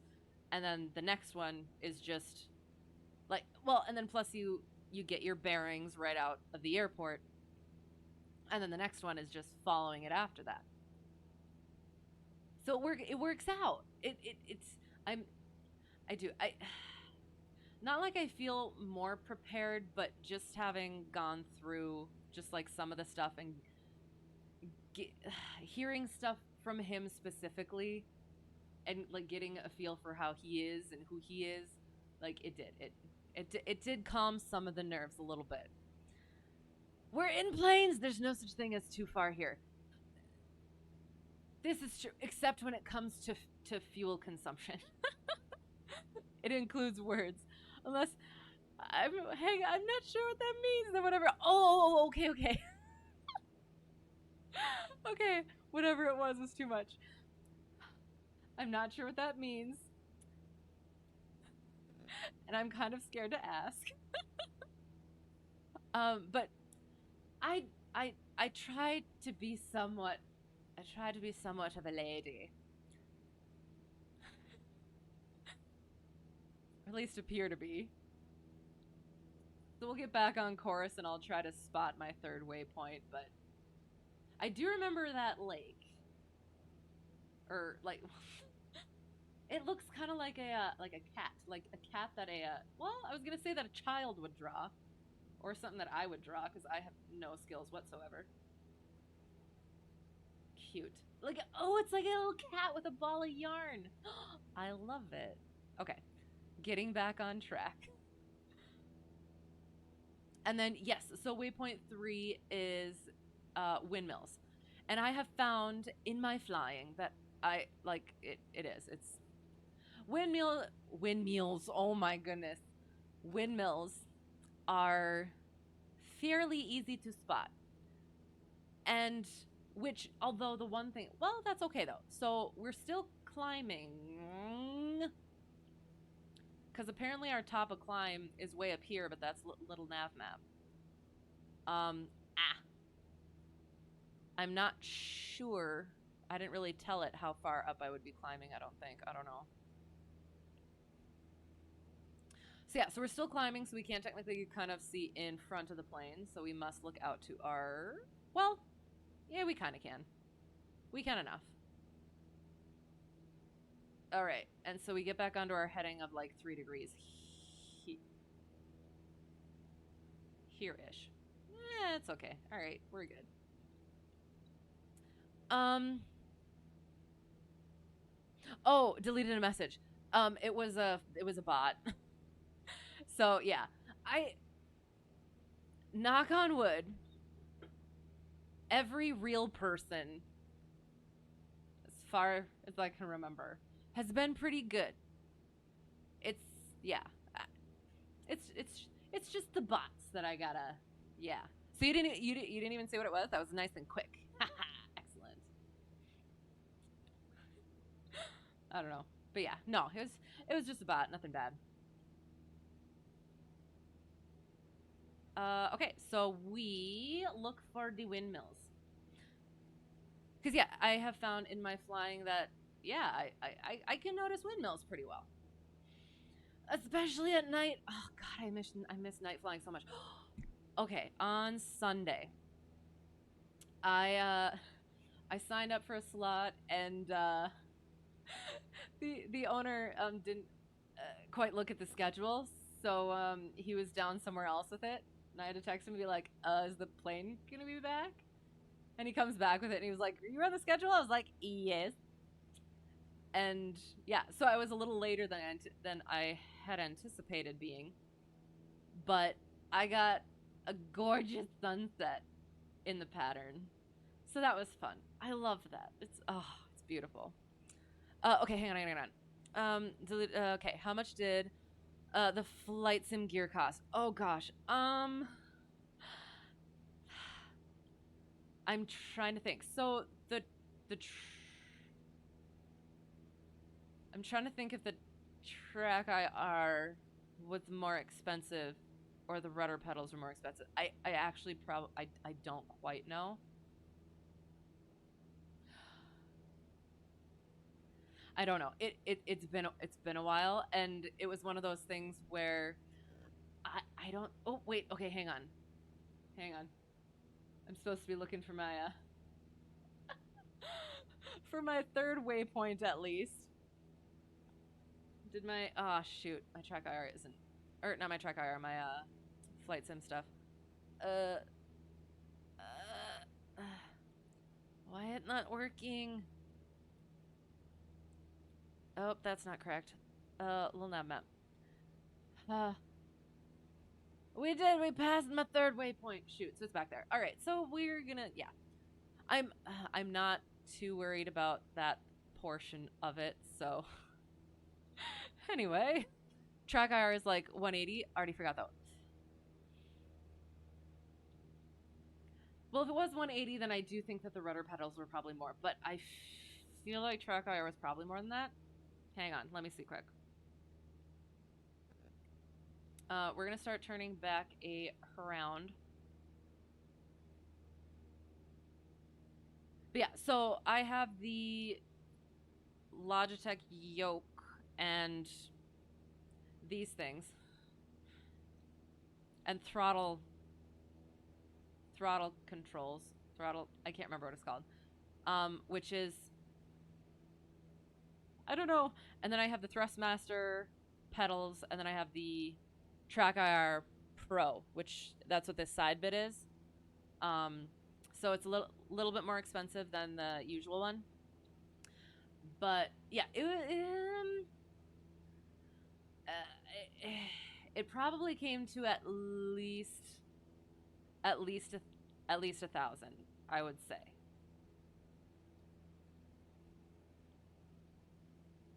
I think probably. So, and like I said, I don't spend that much money. So, and I haven't really. So I treated myself because I also use it for practice, and it's been very helpful. So, yeah. I mean, plus, like, I don't know what kind of like PC or console that you have to do it on, but I mean that would also factor in probably potentially kind of. Well, I actually did use it on just a laptop for a little while, and it worked okay.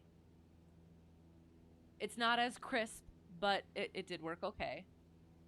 Probably Quadrant. Yeah, that one. Thank you. There was a word that I couldn't think of, and it had a k in it. That's usually how it goes. Okay. Track IR Pro. Okay. Let us see. And then I'll do some maneuvers. Okay, yeah. So yeah, you're correct. Because it says it's like $169.95, and then I'm sure there was like tax. Woo! I should probably trim out for cruise quick. Hang on. Let me trim out for cruise. If I can with this button. And we'll actually climb a little bit. Ah!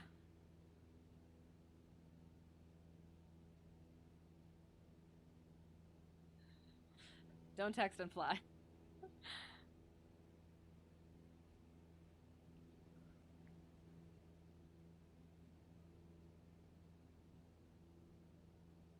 Oh! My pedals weren't so much. I suppose I don't think. So yeah, maybe not as much as I thought they were. Excellent. So like 150 for the pedals, I guess. And then I'm trying to think. I must have been looking at pedals that were like 700 or something. Because that's what I was thinking they were. But oh gosh.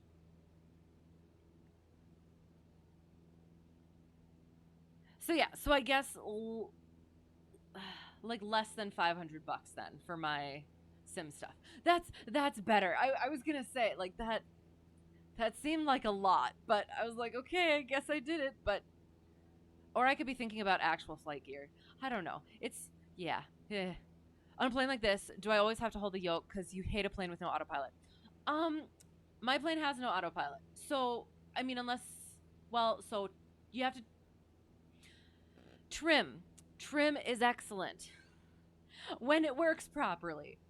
So hang on, sorry. I'll try and trim it out here at 3,500. So we climb and then we pitch the nose back down, let it speed up. And then we'll bring it down to 22, 2,300. But we're not sinking. So yeah, you get sort of like semi-autopilot with the trim, which holds your airspeed, so you don't have to. So okay, so now I got to start trimming it. Ah! You spooked me. So yeah, so it's oh, and this always goes down further than I anticipate it will. So yeah, so the trim helps relieve the control pressures, so you don't have to be gripping it, holding it, whatever. You still have to make sure you're adjusting little bits as things, physics and air movements and stuff adjust as well. So and it's just something you do, and it's actually kind of fun. Like it gives you something to do, but it's I don't know, it's nice. It's kind of fun. Thrustmaster has some pedals that are about 700, and it's spicy. Okay, those might have been what I was looking at then. And yep, so not if you're trimmed out. Peekaboo. Yeah, you spooked me. I felt like one of those babies where like you went peekaboo, and I was like, oh my gosh, and then I started laughing because it was hysterical. Planes are pretty stable with roll. Yes. Right. Yeah. And oh gosh. And am I correct on this? Is that because that's the dihedral, right? Knowledge test knowledge comes into play, or at least they should be. Right. Yeah, depending on I do. I believe it's the dihedral. Like the sort of okay. I don't know if you can see the that of the wings where it's sort of this one is up like that, and then this one is kind of just like a little bit up like that. So then yeah. Dihedral is indeed one aspect of that. Excellent. Yes, I remembered things. We're actually going to go up a little bit. So I am going to bring this back up, and then we'll get into stalls. We'll do some stalls, and then I will do... And here's the thing, too. And I am glad that I met with the DPE so that I got out some of my... Again, like tendencies. So I like fields for emergency engine out procedures. I don't like roads just because like there's well, okay. So it feels like, is that supposed to be a cloud or is that coming off as something? 'Tis a wisp. A wisp to the foes of Mordor. I had to say it. I'm sorry. It doesn't quite fit, but it amused me. Wow. And of course, I probably shouldn't be flying through this. And I wouldn't fly through it in real life, but it's a sim. And I would like to.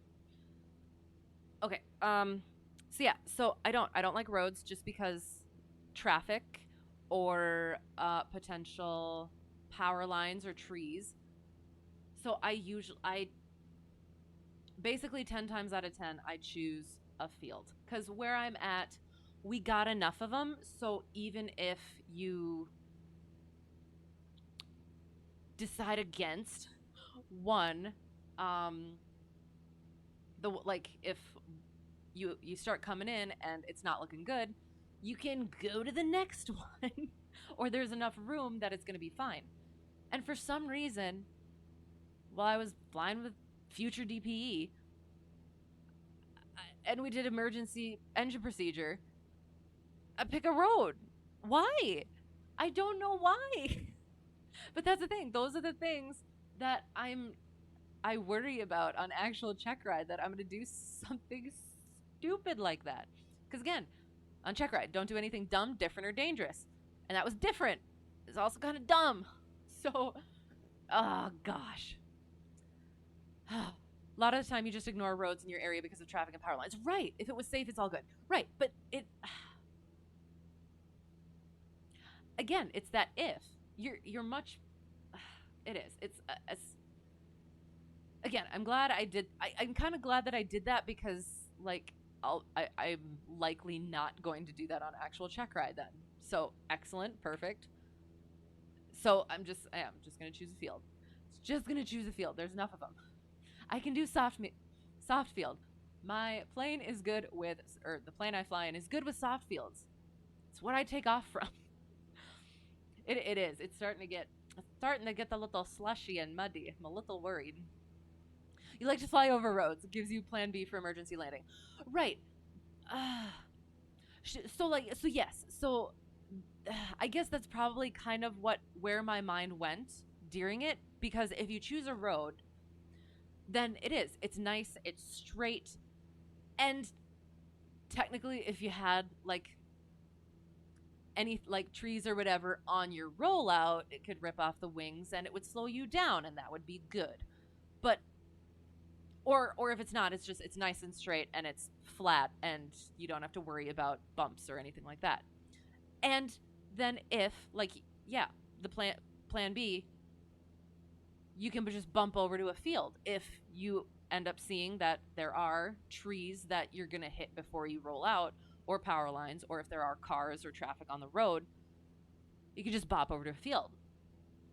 So like you have that like nice flat straight, and then, or if that doesn't work, just bop over and then that works just fine. I don't know. For me, that's like too many pieces that I just don't want to worry about. And that's why I'm just so appalled that I decided to say, oh yeah, I'm going to go for the road. I don't go for the roads. I don't know. It is. It's just there usually is. There's just that stuff that you got to think about. I'm going to bring power back, and then I think we'll get into... Yeah, we'll slow flight and power off. Stall and then power on. You just don't have engine outs. Problem solved. Right, wouldn't that be nice, though?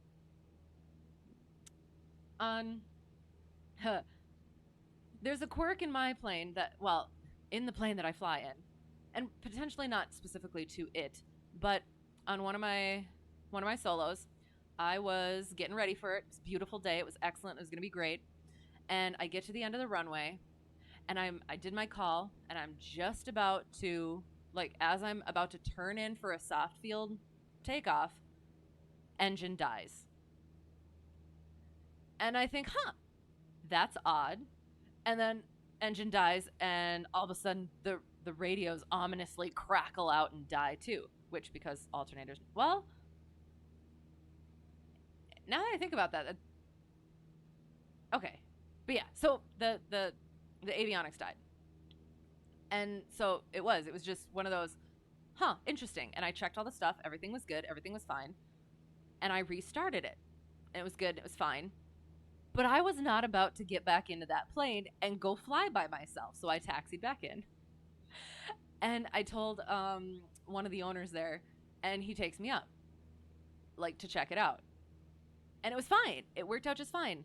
So it's one of those things, I have to ask about it again, where when you put the throttle in, there's a something mechanical that I don't quite understand yet. That, it does something, that was going to sound bad.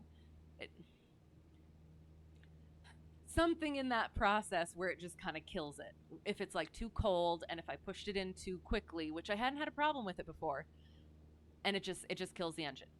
And since that point, it has happened quite often, even with my instructor, and we were just working on patterns. Every single takeoff, it would do that. So that's one of those quirks that if it happens on Checkride, I just got to be like, it's fine. It's just this. And hopefully not look like a dangerous person. Okay.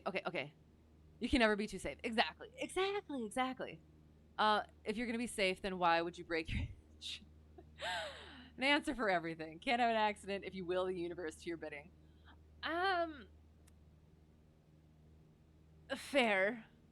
But also, if you need to learn a lesson, those accidents can also come. Not in in a karmic way, but like again, as we were talking about earlier, where like these accidents, or not accidents, but like issues and mistakes that we make, hopefully like you learn that you come out of, you learn for the next time and you know for the next time. So again, like on for my thing where I apparently pushed it in too fast.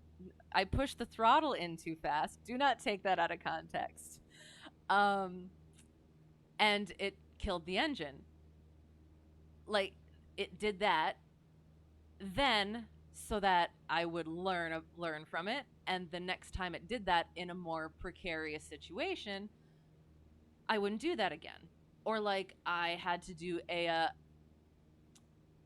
a, an aborted takeoff um during a solo because I didn't have proper crosswind correction in during a soft field takeoff. Hello, hello. How's it going? Oh gosh. It's nerve wracking. I don't fly around other aircraft. Too scary. But yeah, so like now I'm always, again, it's something that you literally everything that I really specifically look at and make sure that I do is because I have made a mistake somewhere. And that's why. That's why we make them again, hopefully, when it doesn't matter too much. Okay, context has been lady like your Hey, that one was unintentional. So I retain my ladylike status. It's the intentional ones that tarnish that reputation. Hey. Okay, we're supposed to be doing stuff. I'm so sorry. I'm just having too much fun talking to you guys. Okay, hang on. All right, so we're slow flighting. So we're going to bring this down to 2,000, which I think that we're 2,000 and 1 notch flaps, 2 notch flaps, 3 notch flaps.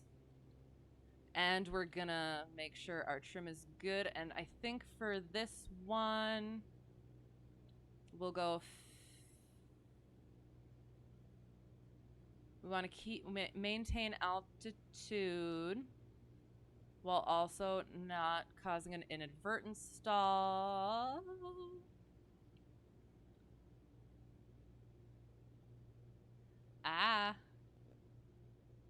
Okay, no. So we need a little bit. In this throttle. I wanted you at 2,000, so go to 2,000. Thanks. Oh, and we are heading of south. We are still sinking a little bit.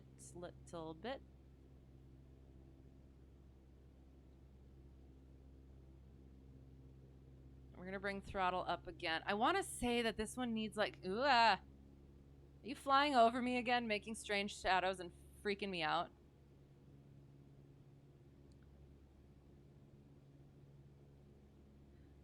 Okay. Okay. Okay, come on. You know what?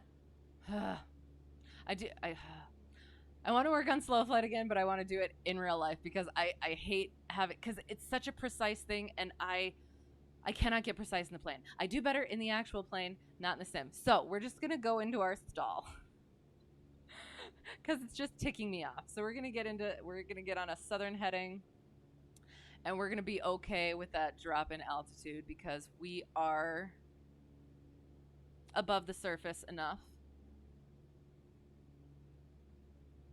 Okay. So get onto a heading that, you know what? Hang on. Okay. In real life, before I did this, I would do my dang clearing turns, but I really don't want to do clearing. You know what? We're going to test it. We're going to do our clearing turns in slow flight, kind of, ish. If it's too slow... Ooh, that's spooky. Oh, oh, I don't like it. And you know what? We're gonna throttle up just a little bit. Okay. Oh, we did our 90 degree. Okay, so we're good. Oh, hello. Ah, sorry. Um, okay. Oh, okay. So we need to be up and keep at about 4,200. And we're gonna go all the way back to west. And I must say west because it is hilarious. For what reason? I don't know. Probably because it ticks somebody off. That's what brings me amusement. Okay, so keeping it. Okay, we got some space. We got some speed space. Do I fly in real life? Yes, I am a student pilot. Like very close to Checkride. Can you come out there? Yeah. So I am a a, what word am I trying to think of? A mere student pilot. So yeah, I fly 172. It's trashy. It's excellent. I love it very much. And yeah, it's not mine, but it's we get along. We get along well. Except when it's icy and doesn't want to get pushed back. But yes, do you fly in real life? Do you do simming or what? What is your enjoyment of aviation or planes or just it's kind of a broad subject, so lots of options. Okay, hang on. So we did clearing turn, so now we go back to the south. We dropped altitude, so we will hold this altitude and then we will climb in slow flight kind of ish. Or we'll just say screw it because we want to do some stalls. And at some point I need to get to sleep. Can I use my license in other places like Europe and Australia? Okay. All right, hang on.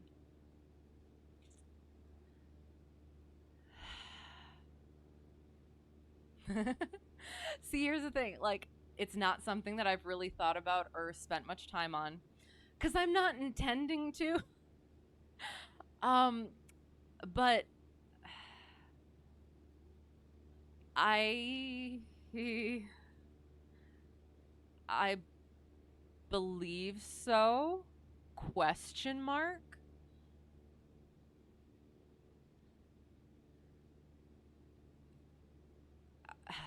I would think so, or it's like I don't know if there's.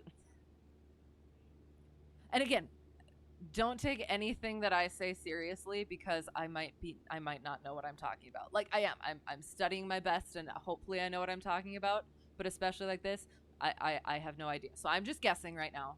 I believe so. I believe you can. Um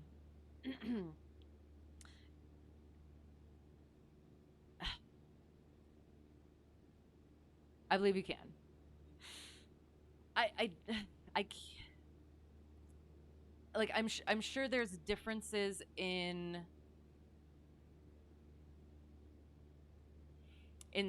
like specifics, but I would think that it transfers. Flying from the US to Australia would be impressive enough they'd have to allow it. See, and that was what I was thinking too. I was like, I mean, if you're rated in a plane that has the fuel capacity for it, but like if you went over there and then wanted to just take a flight at some point, that also works too. Um so I do like I feel like that would be something where you'd want to if you went over, you'd want to go up with somebody from there at least or at least do some ground schooling to understand the airspace and stuff. Cuz even if it's similar, it's not going to be exact. I don't think. But yeah, I would I would think so. I get like to answer your question after all this babbling, kind of. But yeah, I would think so. But it would depend on, not depend on, but you'd want to know the regulations and all that for wherever you would be flying. And again, likely go up with somebody just to make sure you're like, I don't know, you're aware of those things. Love to get your license in the US and use it in Asia. You're interesting. You should do it. I am an absolute advocate for people going for it. So I always have to bring this up because, and we'll get to maneuvers in a little bit. So I had been saying license for like the whole time that I've been studying, and on a mock check ride for with my instructor, he goes, "Is it a license?" And I was like, "Yeah," and he goes, "No." I was like, "What?" And it is technically, it it's a certificate. Like, so the whole PPL thing, that's European or British or whatever, and ours are just certificates. And it's one of those things where I had been learning that and putting that into my knowledge bank the entire time I was learning stuff, and then I had to, yeah. So yeah. So when you start working toward your certificate, just know it is a certificate. I'll set the ball rolling for you there.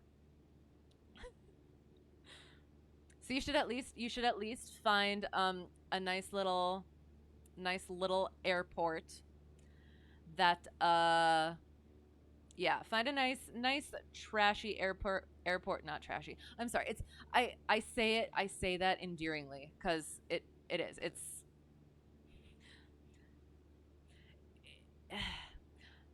the runway I fly off from is it's grass and it's got corn on either side and trees, and it's like the plane sits in an open hangar, and yeah, and I love it so much, and it's really cheap, everybody's really helpful, and it's nice. So at least go for a discovery flight, find a nice place you'd like to go, and do a discovery flight at least, so that then you'll be like, oh, I really do like this and I'm going to do it.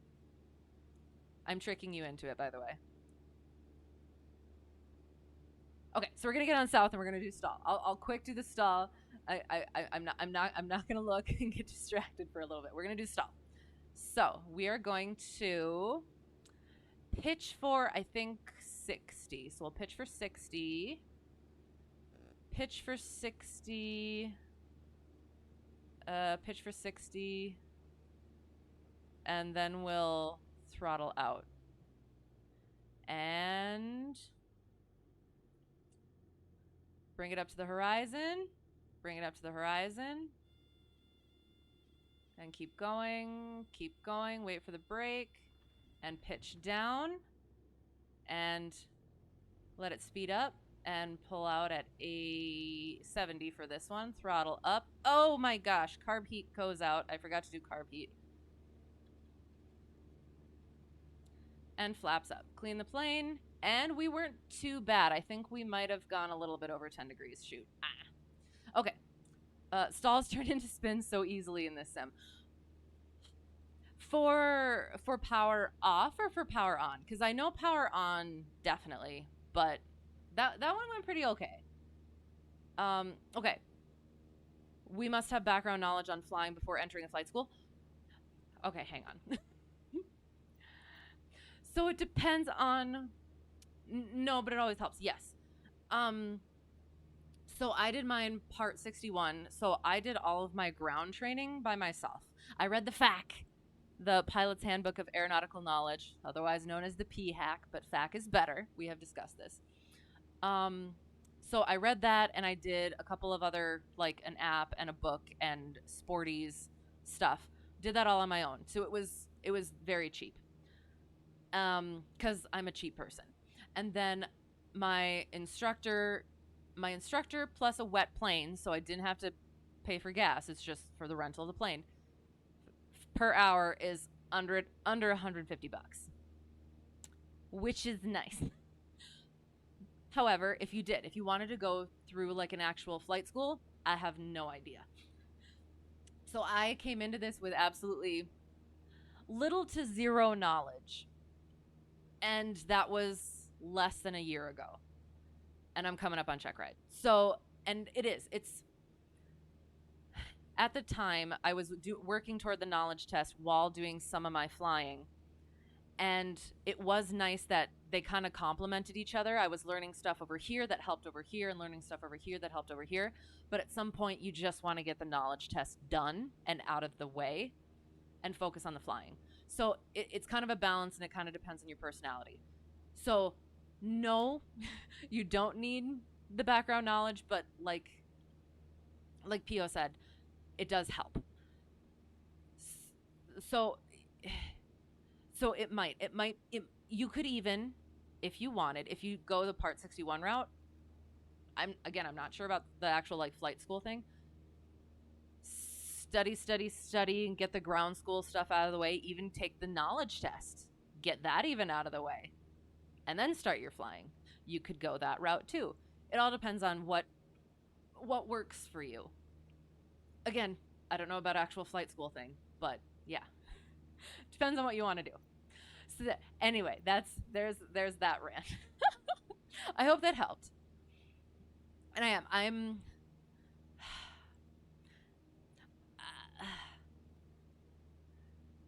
I don't like spending money.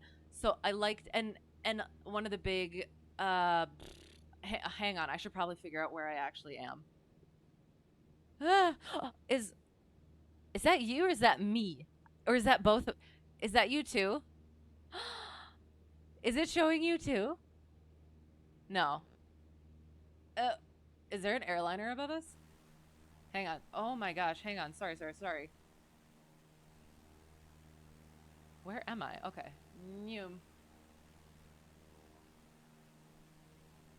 Little nav map says that there's an airliner somewhere, but I feel like it might be you. I can't tell. Okay.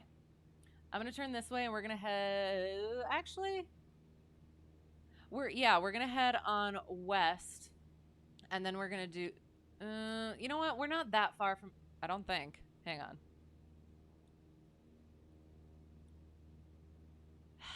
Yeah, well, we're gonna go on west. Yeah, we'll go on west, and then we'll do a power on stall, and then we'll do an emergency procedure. Well, we'll do the engine fire and then the emergency engine out, I think, potentially. We'll see. I don't know. We're winging it. Har. Okay, sorry. Do flight school simulators help build muscle memory? I do not know. If it's a flight school, I would assume it would probably be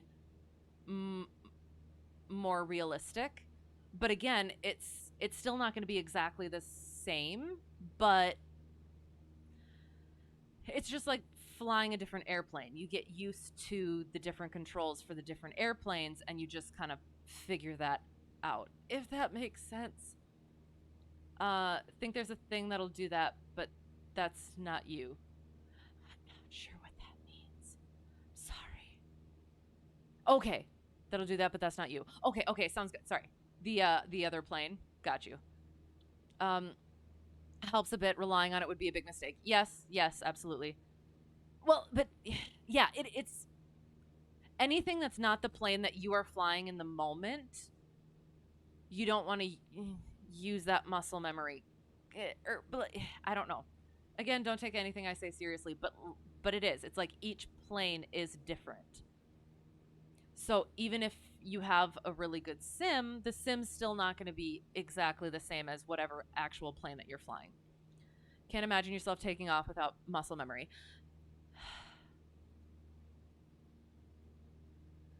And I guess that kind of it can build muscle memory, but also you still need to make minor adjustments to however that plane that you're specifically flying is. So like you kind of know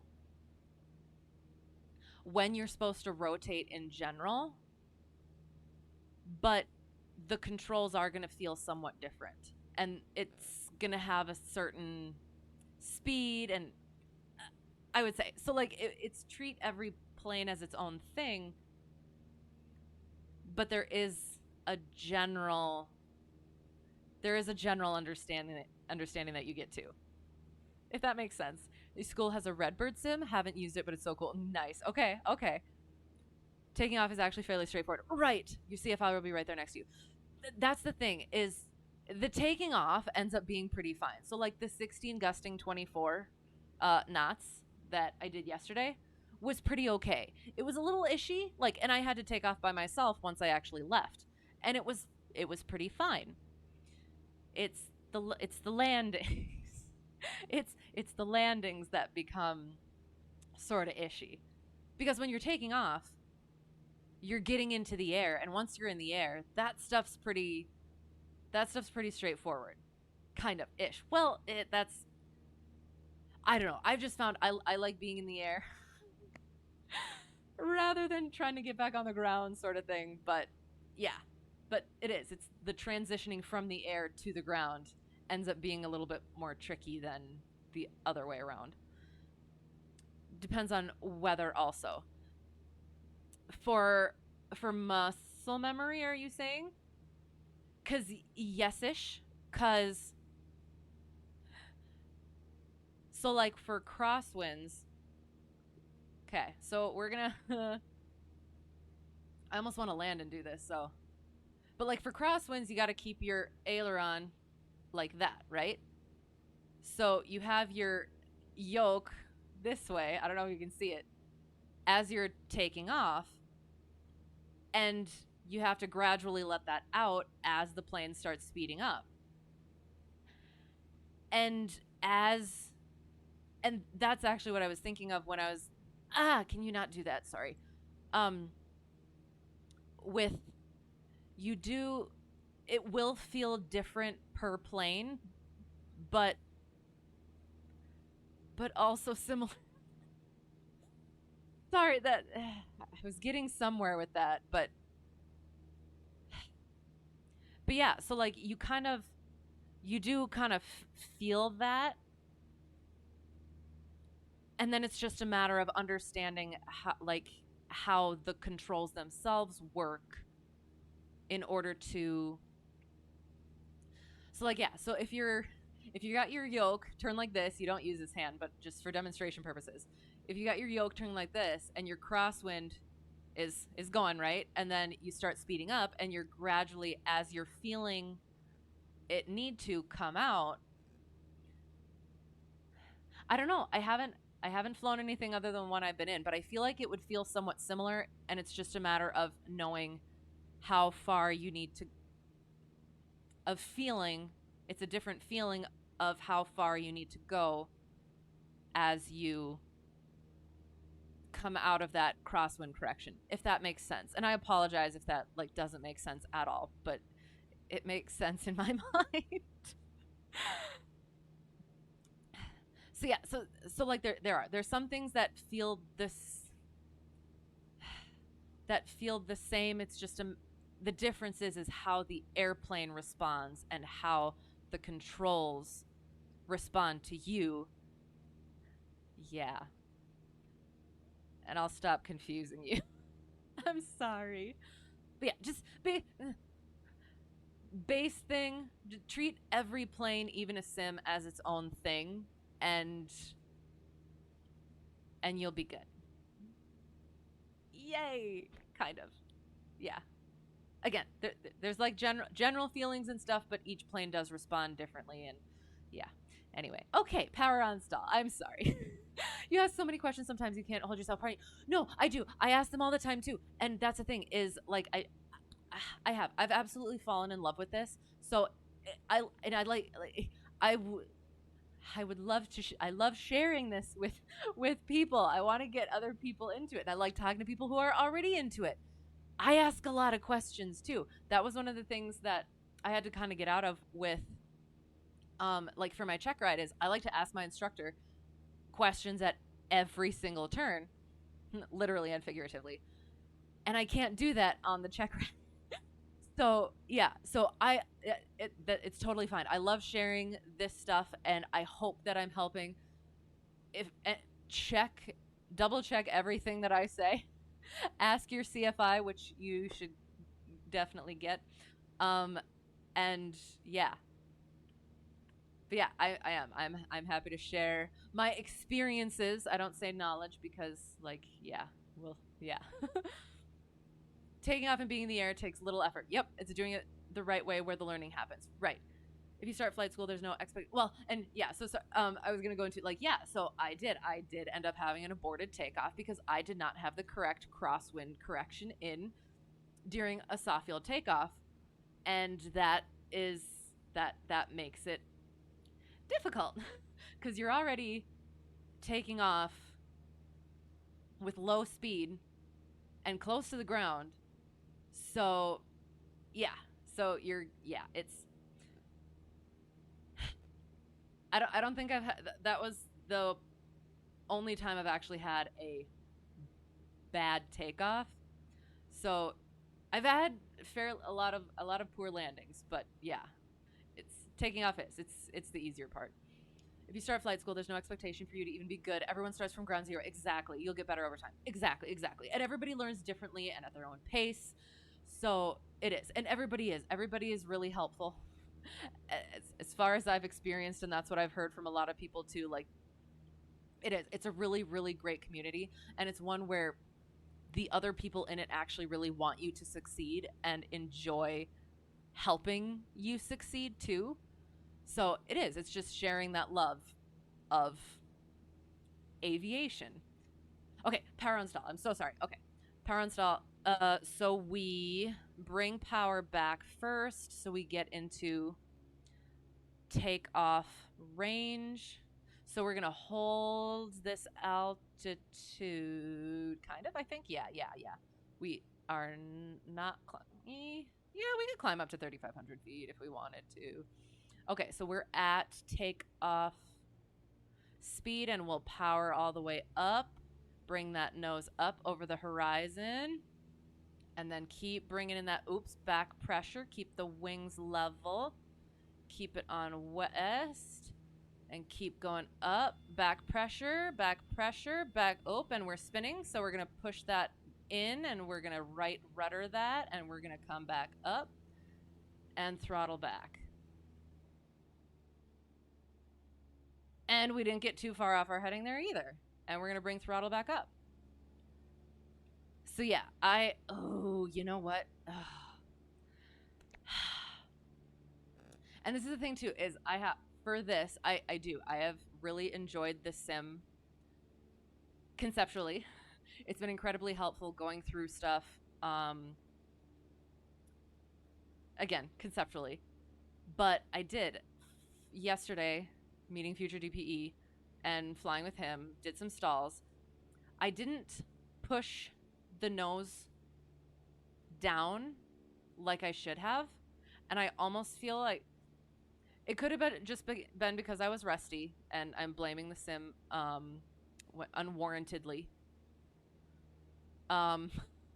It's a word now, but I did I don't know. I almost felt like I've been practicing it in the sim. I've been practicing the stalls in the sim, and I don't push in with this setup. So I don't know.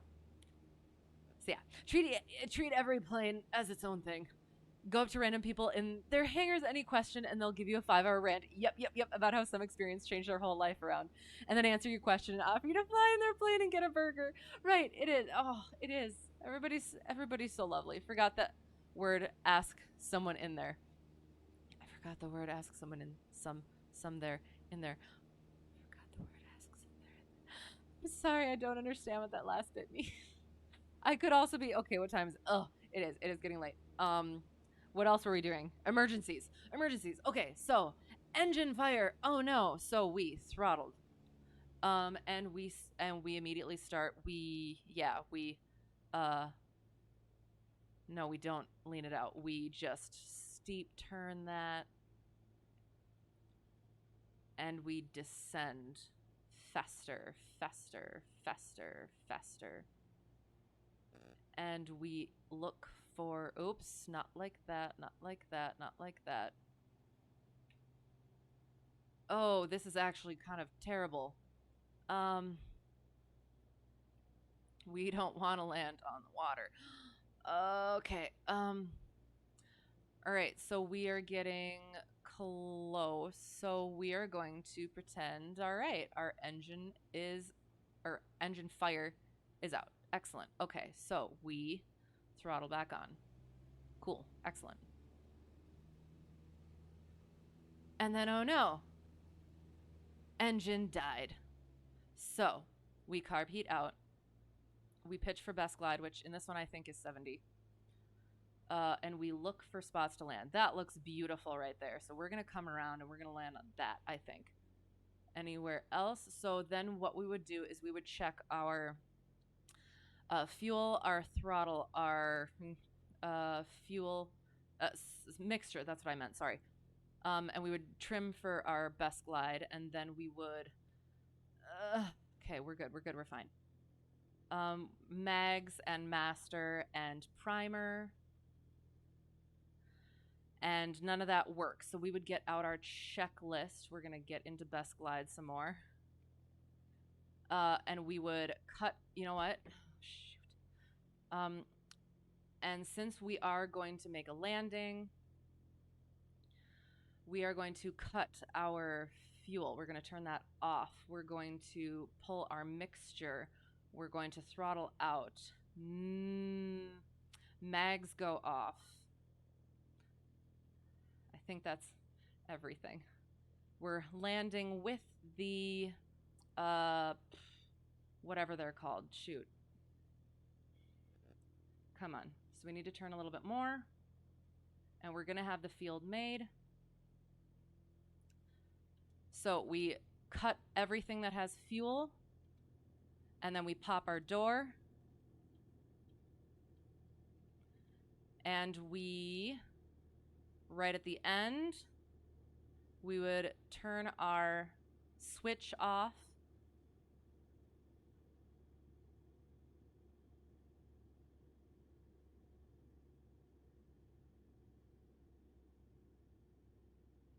Soft field. And keep that nose wheel up.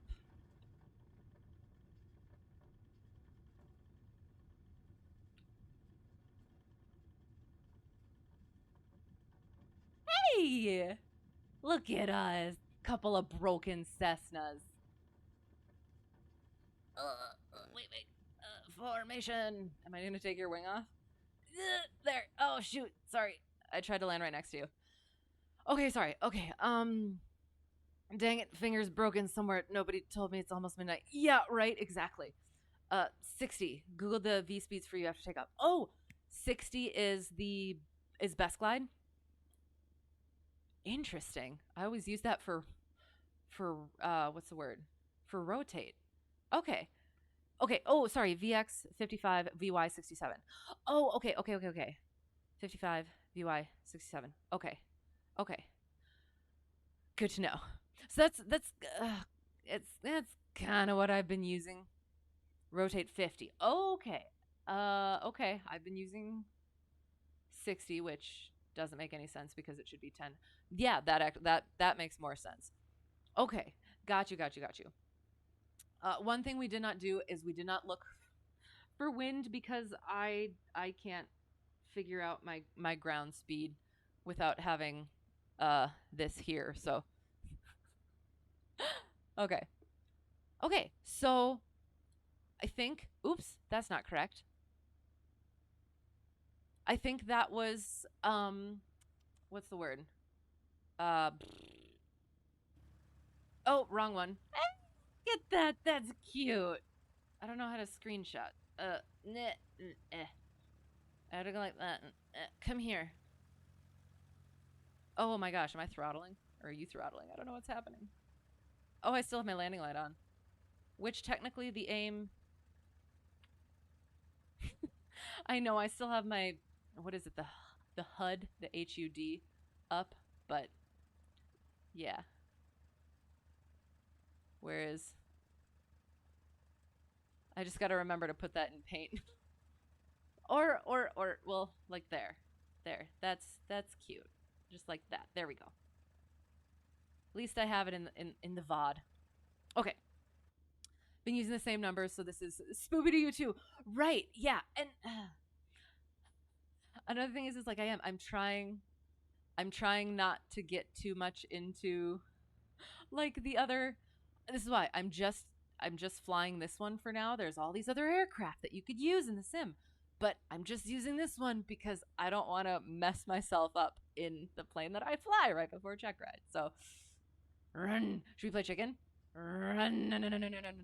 Run. No, no, no, no, no, no. And this demonstrates how late it is getting. Run. Run. Run.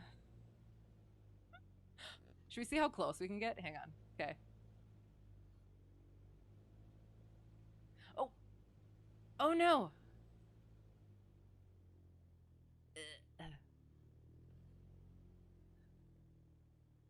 Oh, I can throttle up. Okay, hang on. And we're going. Oh. Okay, hang on. There. Okay. Sorry. Okay, we're getting there. We're so close. I guess I could go outside, but that's kind of cheating, I think.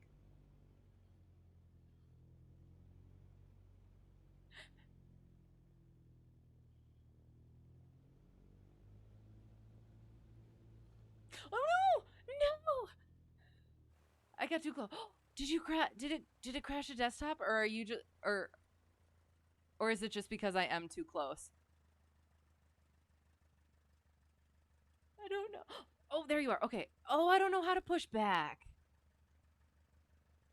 Okay, we're I'll go outside and then I won't. I'm sorry.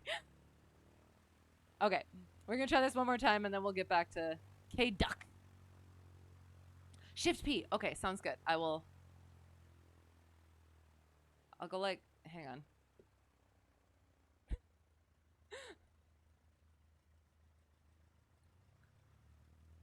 I was gonna try and get really close.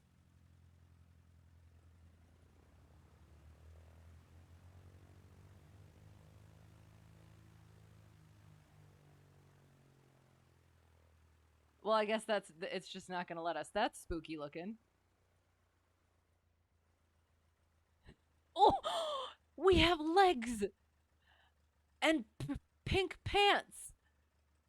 That's hysterical. Okay, I'm sorry. All right. The HUD in the assistance menu. Excellent. Legs. Like I knew they had pants, but like you never see them really. That's hysterical. Okay, sorry. Anyway, we're gonna turn around. Oh, and that's what I was saying too. Is the other thing that we should have done is figured out where the wind was coming from, but I really did not. I couldn't really figure out how to do that. Some fancy legs, yes. Apparently the texture is not there. I like it. Goes with the headsets. The headsets are sweet at night. We'll if I remember and we get back to the when we get back to K Duck. I'm gonna try a Shift P. Shift P. Oh, Shift P. There it is. Ay, that's so slow. Okay, we're just gonna take off, but we're gonna turn around because that is the way that we keep pressing the wrong button.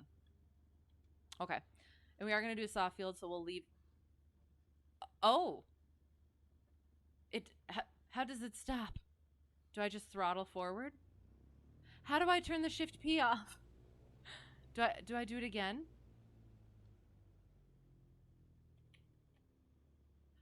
Okay, so I do Shift P and then it just lets me go back, and then I do Shift P again to turn it off. Good to know. Good to know. Okay. Thank you for that. I will hopefully remember it. So yes, so we're going to take off the other way since that's the way we came in on, and hopefully that was into a... Hang on, no, that doesn't make any sense at all. So we're just going to take off forward. Not into the trees. Run. Okay. So we will do our soft field takeoff. Um, so 10 degrees of flaps. You're like a little carousel. That's adorable. Okay. Soft field takeoff. So we 10 degrees of flaps. The yoke comes full back to keep that nose wheel, to keep the weight off the nose wheel as much as possible. We check our, first we clean up the airplane. We clean up the airplane. We're not going to mess with the trim because I hate the trim. 10 degrees of flaps. Everything looks good. And we're going to go. So, yeah. So, not nose. Yoke is back. And then we throw. I'm going to take your tail off with my wing. Drift King. So we throttle up and we let that yoke come forward a little bit as the plane. Oh, shoot. Oh my gosh. I accidentally pressed my flaps. And we still keep some pressure on some back pressure. Keep some back pressure. And then no. And then we go, whoa, there's a road. That would have been nice to have looked at. And then we keep it in ground effect. And then we climb out at VX, which you told me was 55. Jeez. That does feel wrong, kind of, but okay.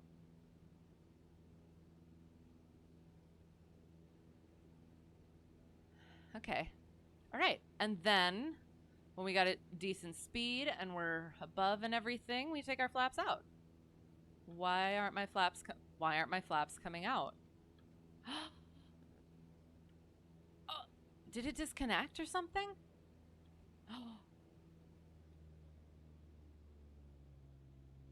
Oh, so it's okay. It was. Sorry, my controls were not showing up in the game. Did I eat the flap motor? I was gonna try and make a flap motor noise, but I'm not gonna do that. Made that mistake before. And now I'm concerned. So I don't know how like your flat your flaps work, but like mine, it's like the little switch. But if like it's supposed to spring back up, right? But if you leave it down, it just keeps on going down, and then it goes. And I accidentally did that on one of my solos on final, and all of a sudden, like there was a noise and like a movement that I wasn't used to, and I was like, what is happening?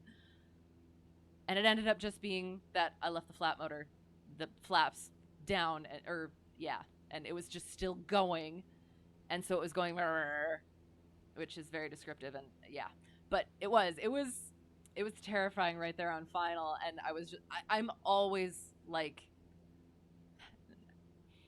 something's gonna happen at some point. Knock on wood that it doesn't, but Cessna's fault. They look very edible. Just dip it in yogurt and cover it with chocolate buttons. Why do things always happen on final? Right. Well, it's because of the low speed and the close proximity to the ground and physics and nerves and and universe. A cold, cruel universe. All right. We are very close to Duncan, but it's not on my thing again, so I gotta use this thing. Okay, we're not too close to Duncan. All right, so we're going. I have no idea how far out we are. I'm not going to be able to make calls. We're just going. You know what? Actually, I can kind of. You know what? We're going to say we're about 10 nautical miles out. We're going to pretend at least. So Duncan traffic, Cessna Hotel Tree 1, Delta 1. 10 miles to the southwest. Inbound for runway 17. Duncan also would have said altitude Well, let's check the METAR. Weather right now is 0 knots. So, well, okay, hang on. Let's check the AFD. Well, the chart supplement. It still has it as AFD on the on 4Flight, but it's chart supplement. See if whoa, shoot. Okay. See if there's a calm wind runway. I'm hearing noises that I don't like. Approach speed is listed as 55-65. Which isn't too bad. That's fairly normal. And I'm supposed to be going northeast, so we're just gonna go like this and hope for the best for a second. Elevation is 1114, and if we wanted to potentially overfly the field, that's 500. That's 1,000 feet. 1,500 is 2,600. So 2,600 is what we're going to go up to. We're there, but we gotta trim it and keep it where it is. So we'll bring the nose down. Bring that nose down, let it speed up. Bring this back a little bit to cruise.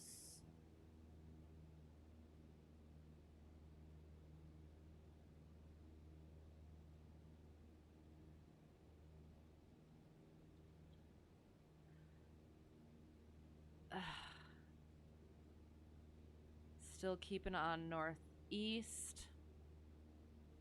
All right, 2,600.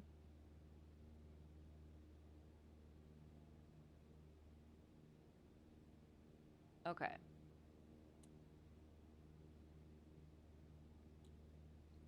Fairly decent, so northeast. We'll check our tracking again.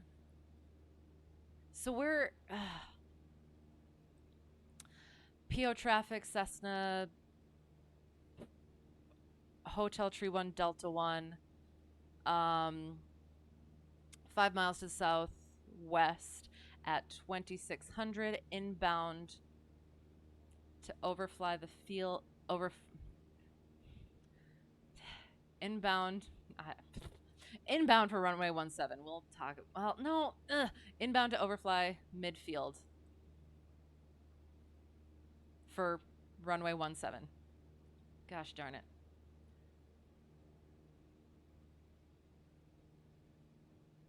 All right, so we keep our...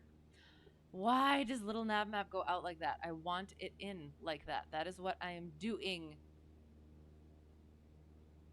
And we want to go up like this because we don't want to get on an upwind. So we're going to go around like... Well, we're at 2,600, so we're kind of fine. But also, stab it, little nav map. I need you. You are the chosen one. Oh, found it. Okay, we're good. Shoot. We should be a bit higher, so we're gonna go up a little bit.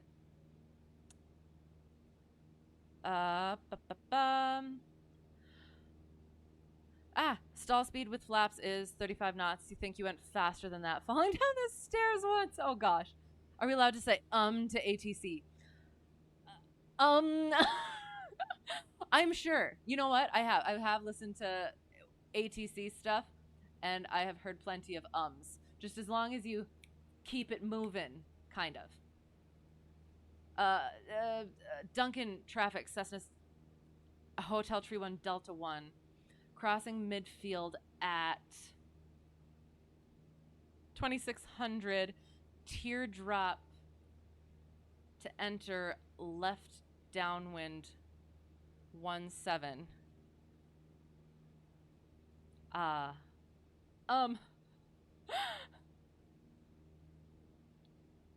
Enter left downwind 17, Duncan.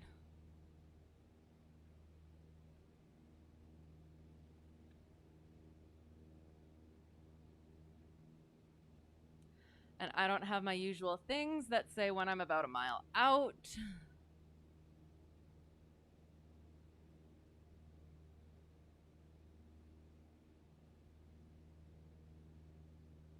And I need to be descending.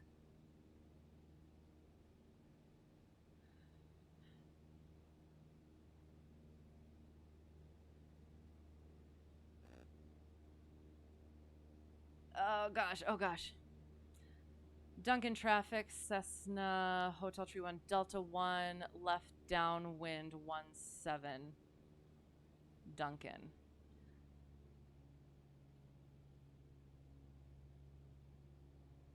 Carb heat goes out. Okay. 1100. Hang on. Nope, sorry. 2100 because, yeah, no, that's good. And we need to get in flap range. So we need to bring the throttle back a little bit, pitch up. It is legally required to say it at least twice per transmission. At least it's legally required and not permitted. Okay, we are in flap range, so 1 notch of flaps down to 1500. And start bringing that nose down. I'm a little far out. Okay. Duncan traffic, Cessna Hotel Tree 1, Delta 1, left base 17, Duncan.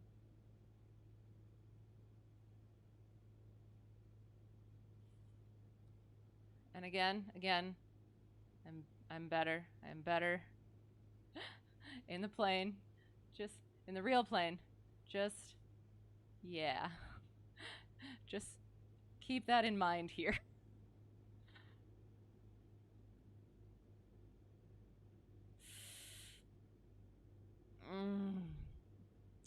Feel like we're kind of sinking a little bit, so I'm going to bring throttle up just a bit.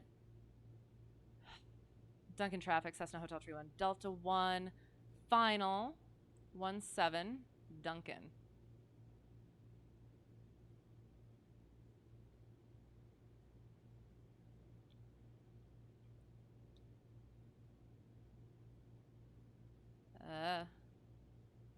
Last notch of flaps. Oh, I was slouching. Okay. Okay, so we're on the glide path. Nope, we're below glide path, so we're going to throttle up. And we're going to get on that center line.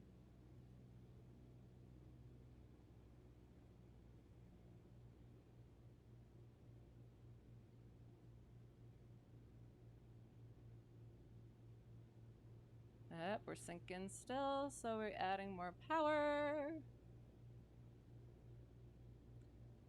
And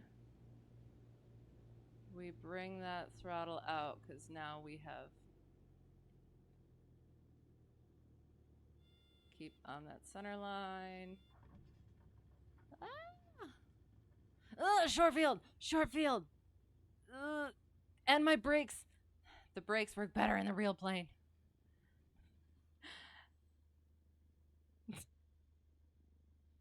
This is a good sight picture, right? Oy, oy, oy. All right. Taxiing back. Oh, that's the other thing.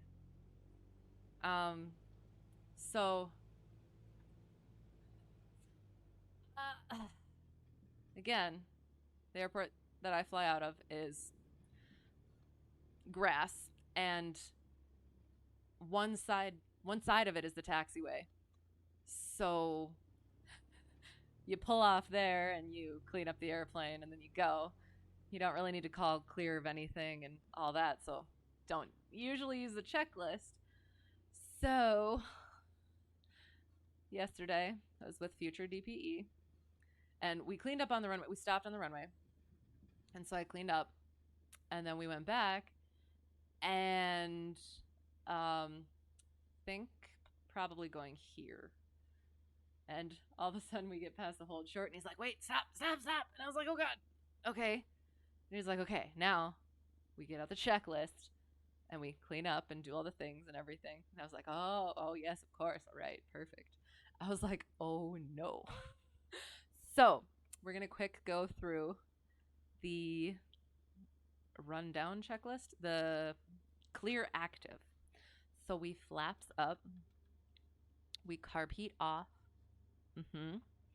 strobes off, landing light off. Okay, so that's actually good, although it's also our taxi lights, so question mark. Pitot heat off, trim for takeoff, transponder standby, but we don't touch the transponder. So, and then we click and Duncan traffic, Cessna Hotel Tree 1 Delta 1, clear of runway 17. Duncan. Sorry. Okay. And we taxi back.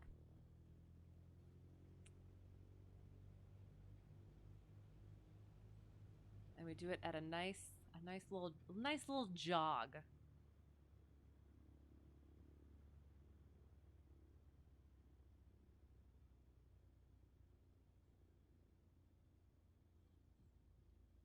And we're gonna crash into this tiny thing to assert our dominance.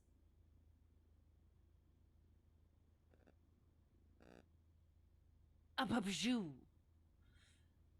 Apapajou. And then we park next to this thing.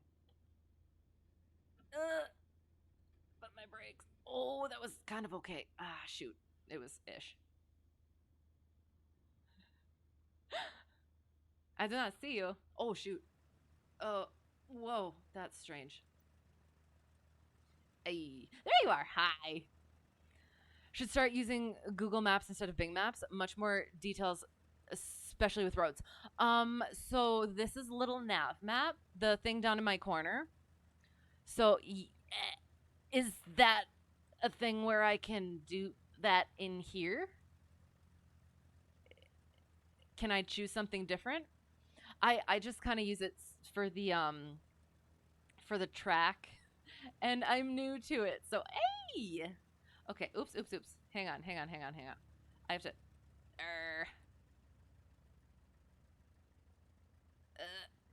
I can't zoom out anymore. Shoot.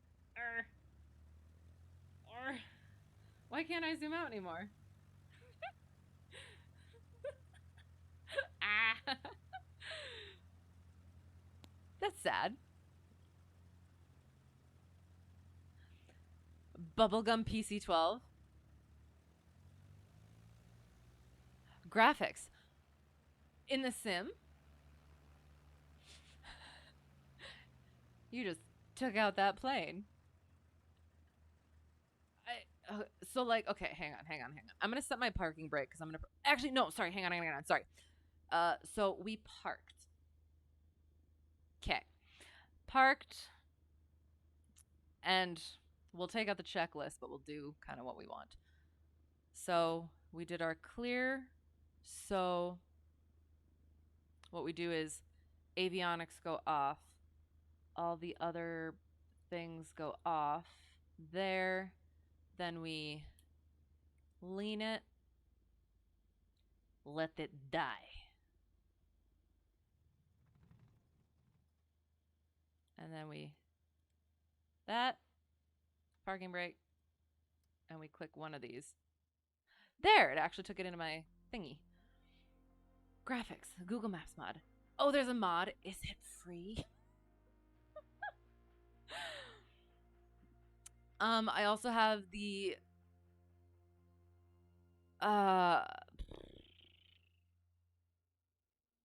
We Love VFR mod. So that puts stuff in. I don't know if that is similar to what you're talking about, but press insert. You can go into a drone camera mode, and that doesn't have the HUD for a screenshot. Okay. Hang on. Insert. Oh. So then I do. Okay.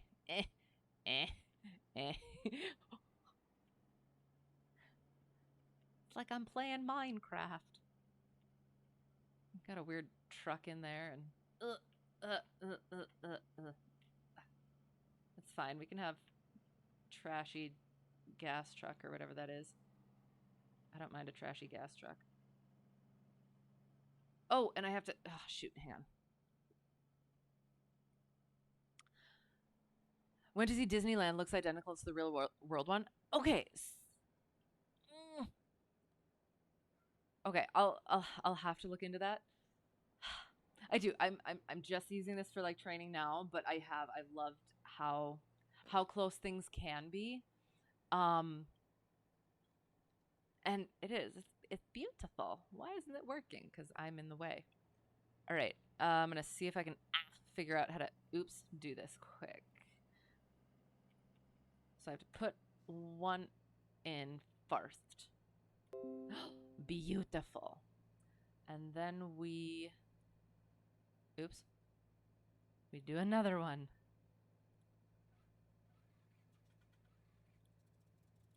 Okay.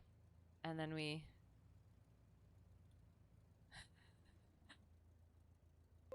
shoot. I can't get out of it now. Okay. There. Oh, of course, and it parks right behind. Oh, oh, oh. You're going away.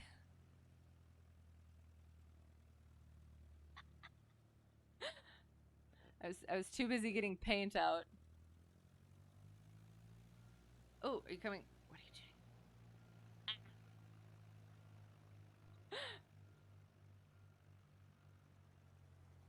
Okay.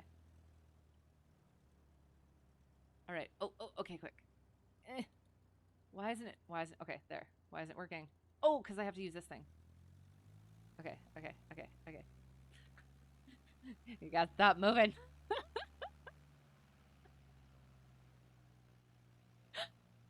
I'll get this stuff eventually.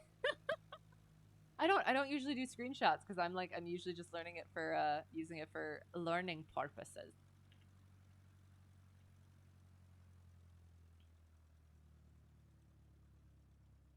Excellent. And now I just gotta that one, or is there a different uh, uh, angle? But then it has that in it. Nah, it's okay. That's good. Whoa. Um. Perfect. Excellent. So that was. I apologize for whatever that was. Um. Yeah, that was kind of going over some stuff that future DPE suggested. Um. So it was less of a full mock check ride, just kind of like working on certain things.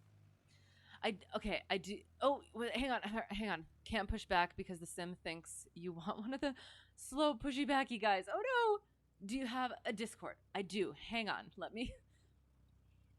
Okay, hang on. I am gonna have to start cleaning it up. I don't use it that much. Let me. Uh, hang on. Let me get the thing so I can put it in there. I should have it as a.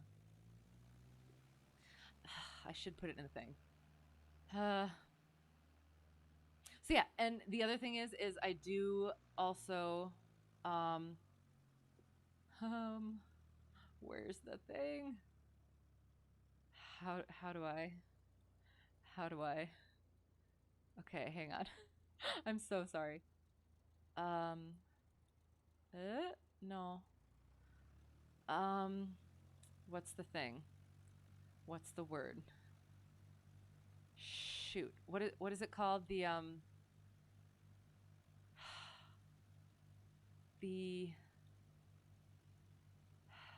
no. The link. The link.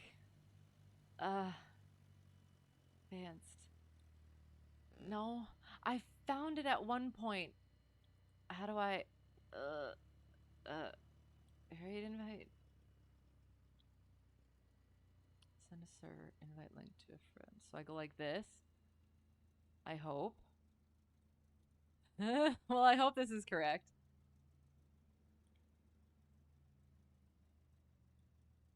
Boom. I hope that works.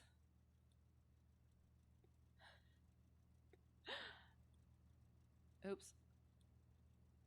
So yeah, so I have to clean up a little bit because like I do aviation stuff, but then I also at some point I am gonna get back to reading because that's why I started this. That was my first love.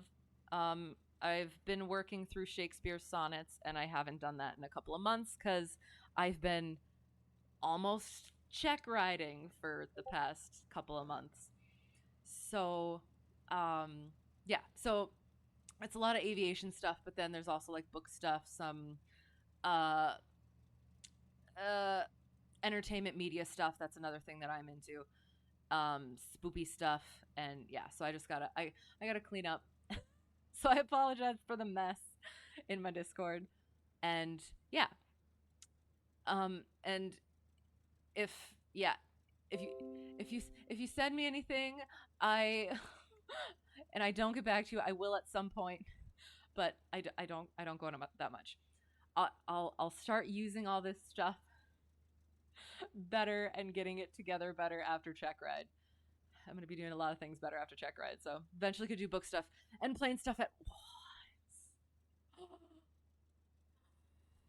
Maybe even a spooky book to knock out all three at once. Oh, that that sounds so much like so much fun. Oh my gosh, reading Dracula while flying over Transylvania.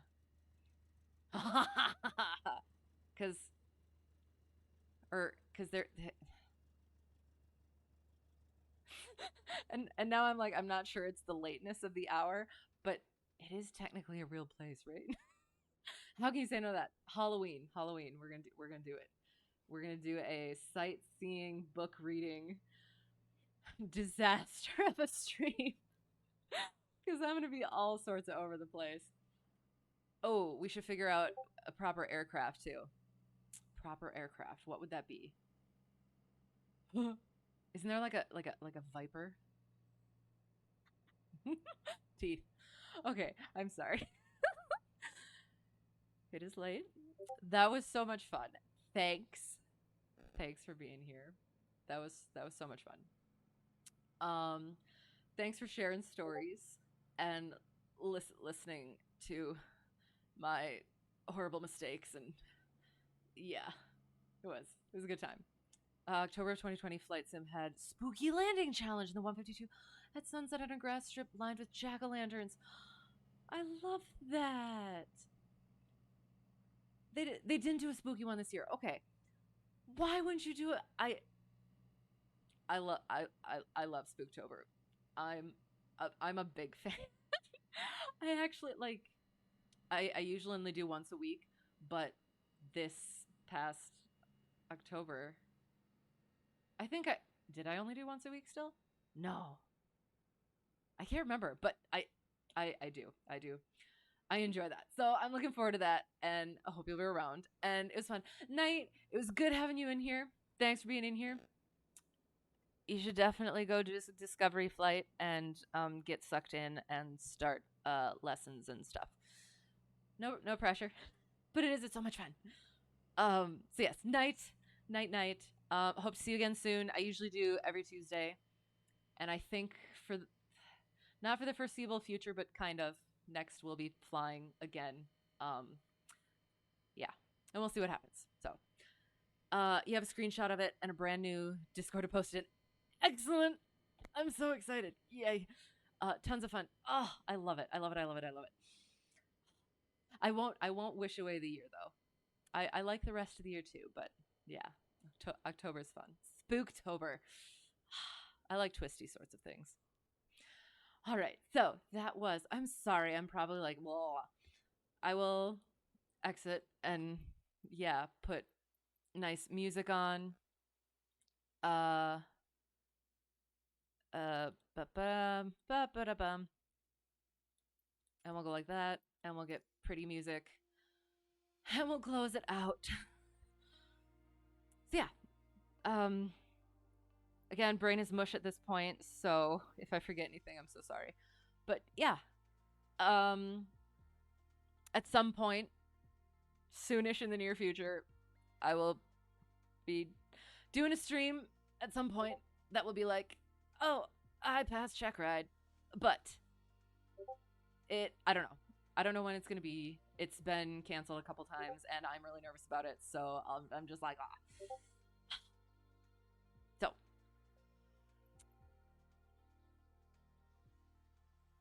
I'm so excited. Hello in Discord. I'm so excited. Oh, hello. I'm so excited. I have to look. I have to look. Oh,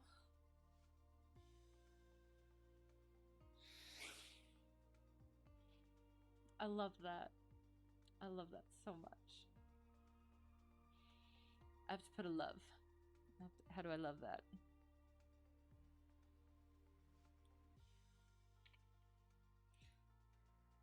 That one is perfect.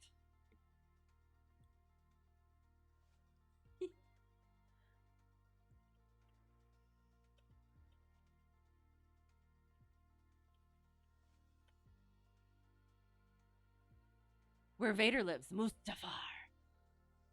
Is that a is that a I I I I know some Star Wars stuff, but not all the Star Wars stuff. I love it. Oh, excellent. Okay, okay, okay, okay. I'm gonna, sorry, I'm gonna get out of everything. And yes, I do. I gotta sleep. Oh gosh. So that was lots of fun. Thanks for being here. Thanks for hanging out. Hope to see you again soon. It's that late. Hope to see you again soon. Have a great whatever it's gonna be for you. And yeah, I'll see you in Discord, and I'll see you around, and yeah, it'll be good. It'll be fun.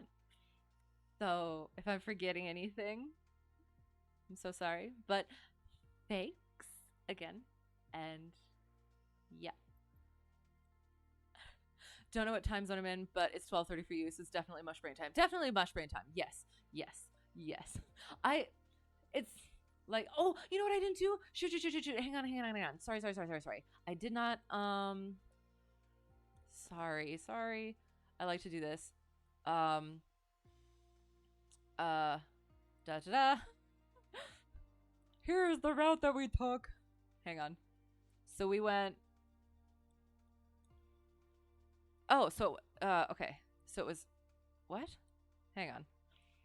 So we took off here and we hang on. Yeah, so we took off here. La la la la. And we got back on track here. And then we went past our thing and went back here, and then we started working on stuff, and then we were chatting about stuff, and then we did what did we do? We did clearing turns, potentially.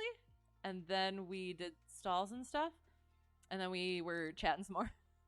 And then that was circling down. Yep, that was engine fire out. And then we went down, landed for engine fire, and then engine out, and then flew back, teardropped, apparently not midfield, into the downwind, and landed. So yeah, so there was that. Sorry, I just started doing this, so again, forgot things. Last question: is it cool if add me on the sim? Sure, go for it. I'm my name is the Twitch stream, so just ideological, because I am very what's the word creative. Yeah. Hey. I'm usually kind of only on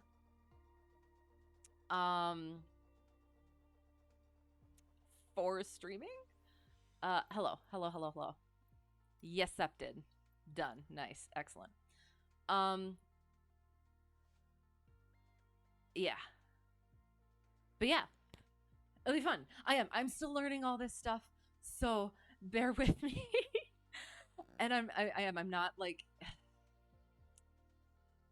I'm kind of keeping out of it to some degree a little bit, just because I'm trying to get through Checkride, and after that I'm gonna loosen up a little bit and chill out, hopefully a little bit. But it's also me. I don't chill out ever, but we'll see.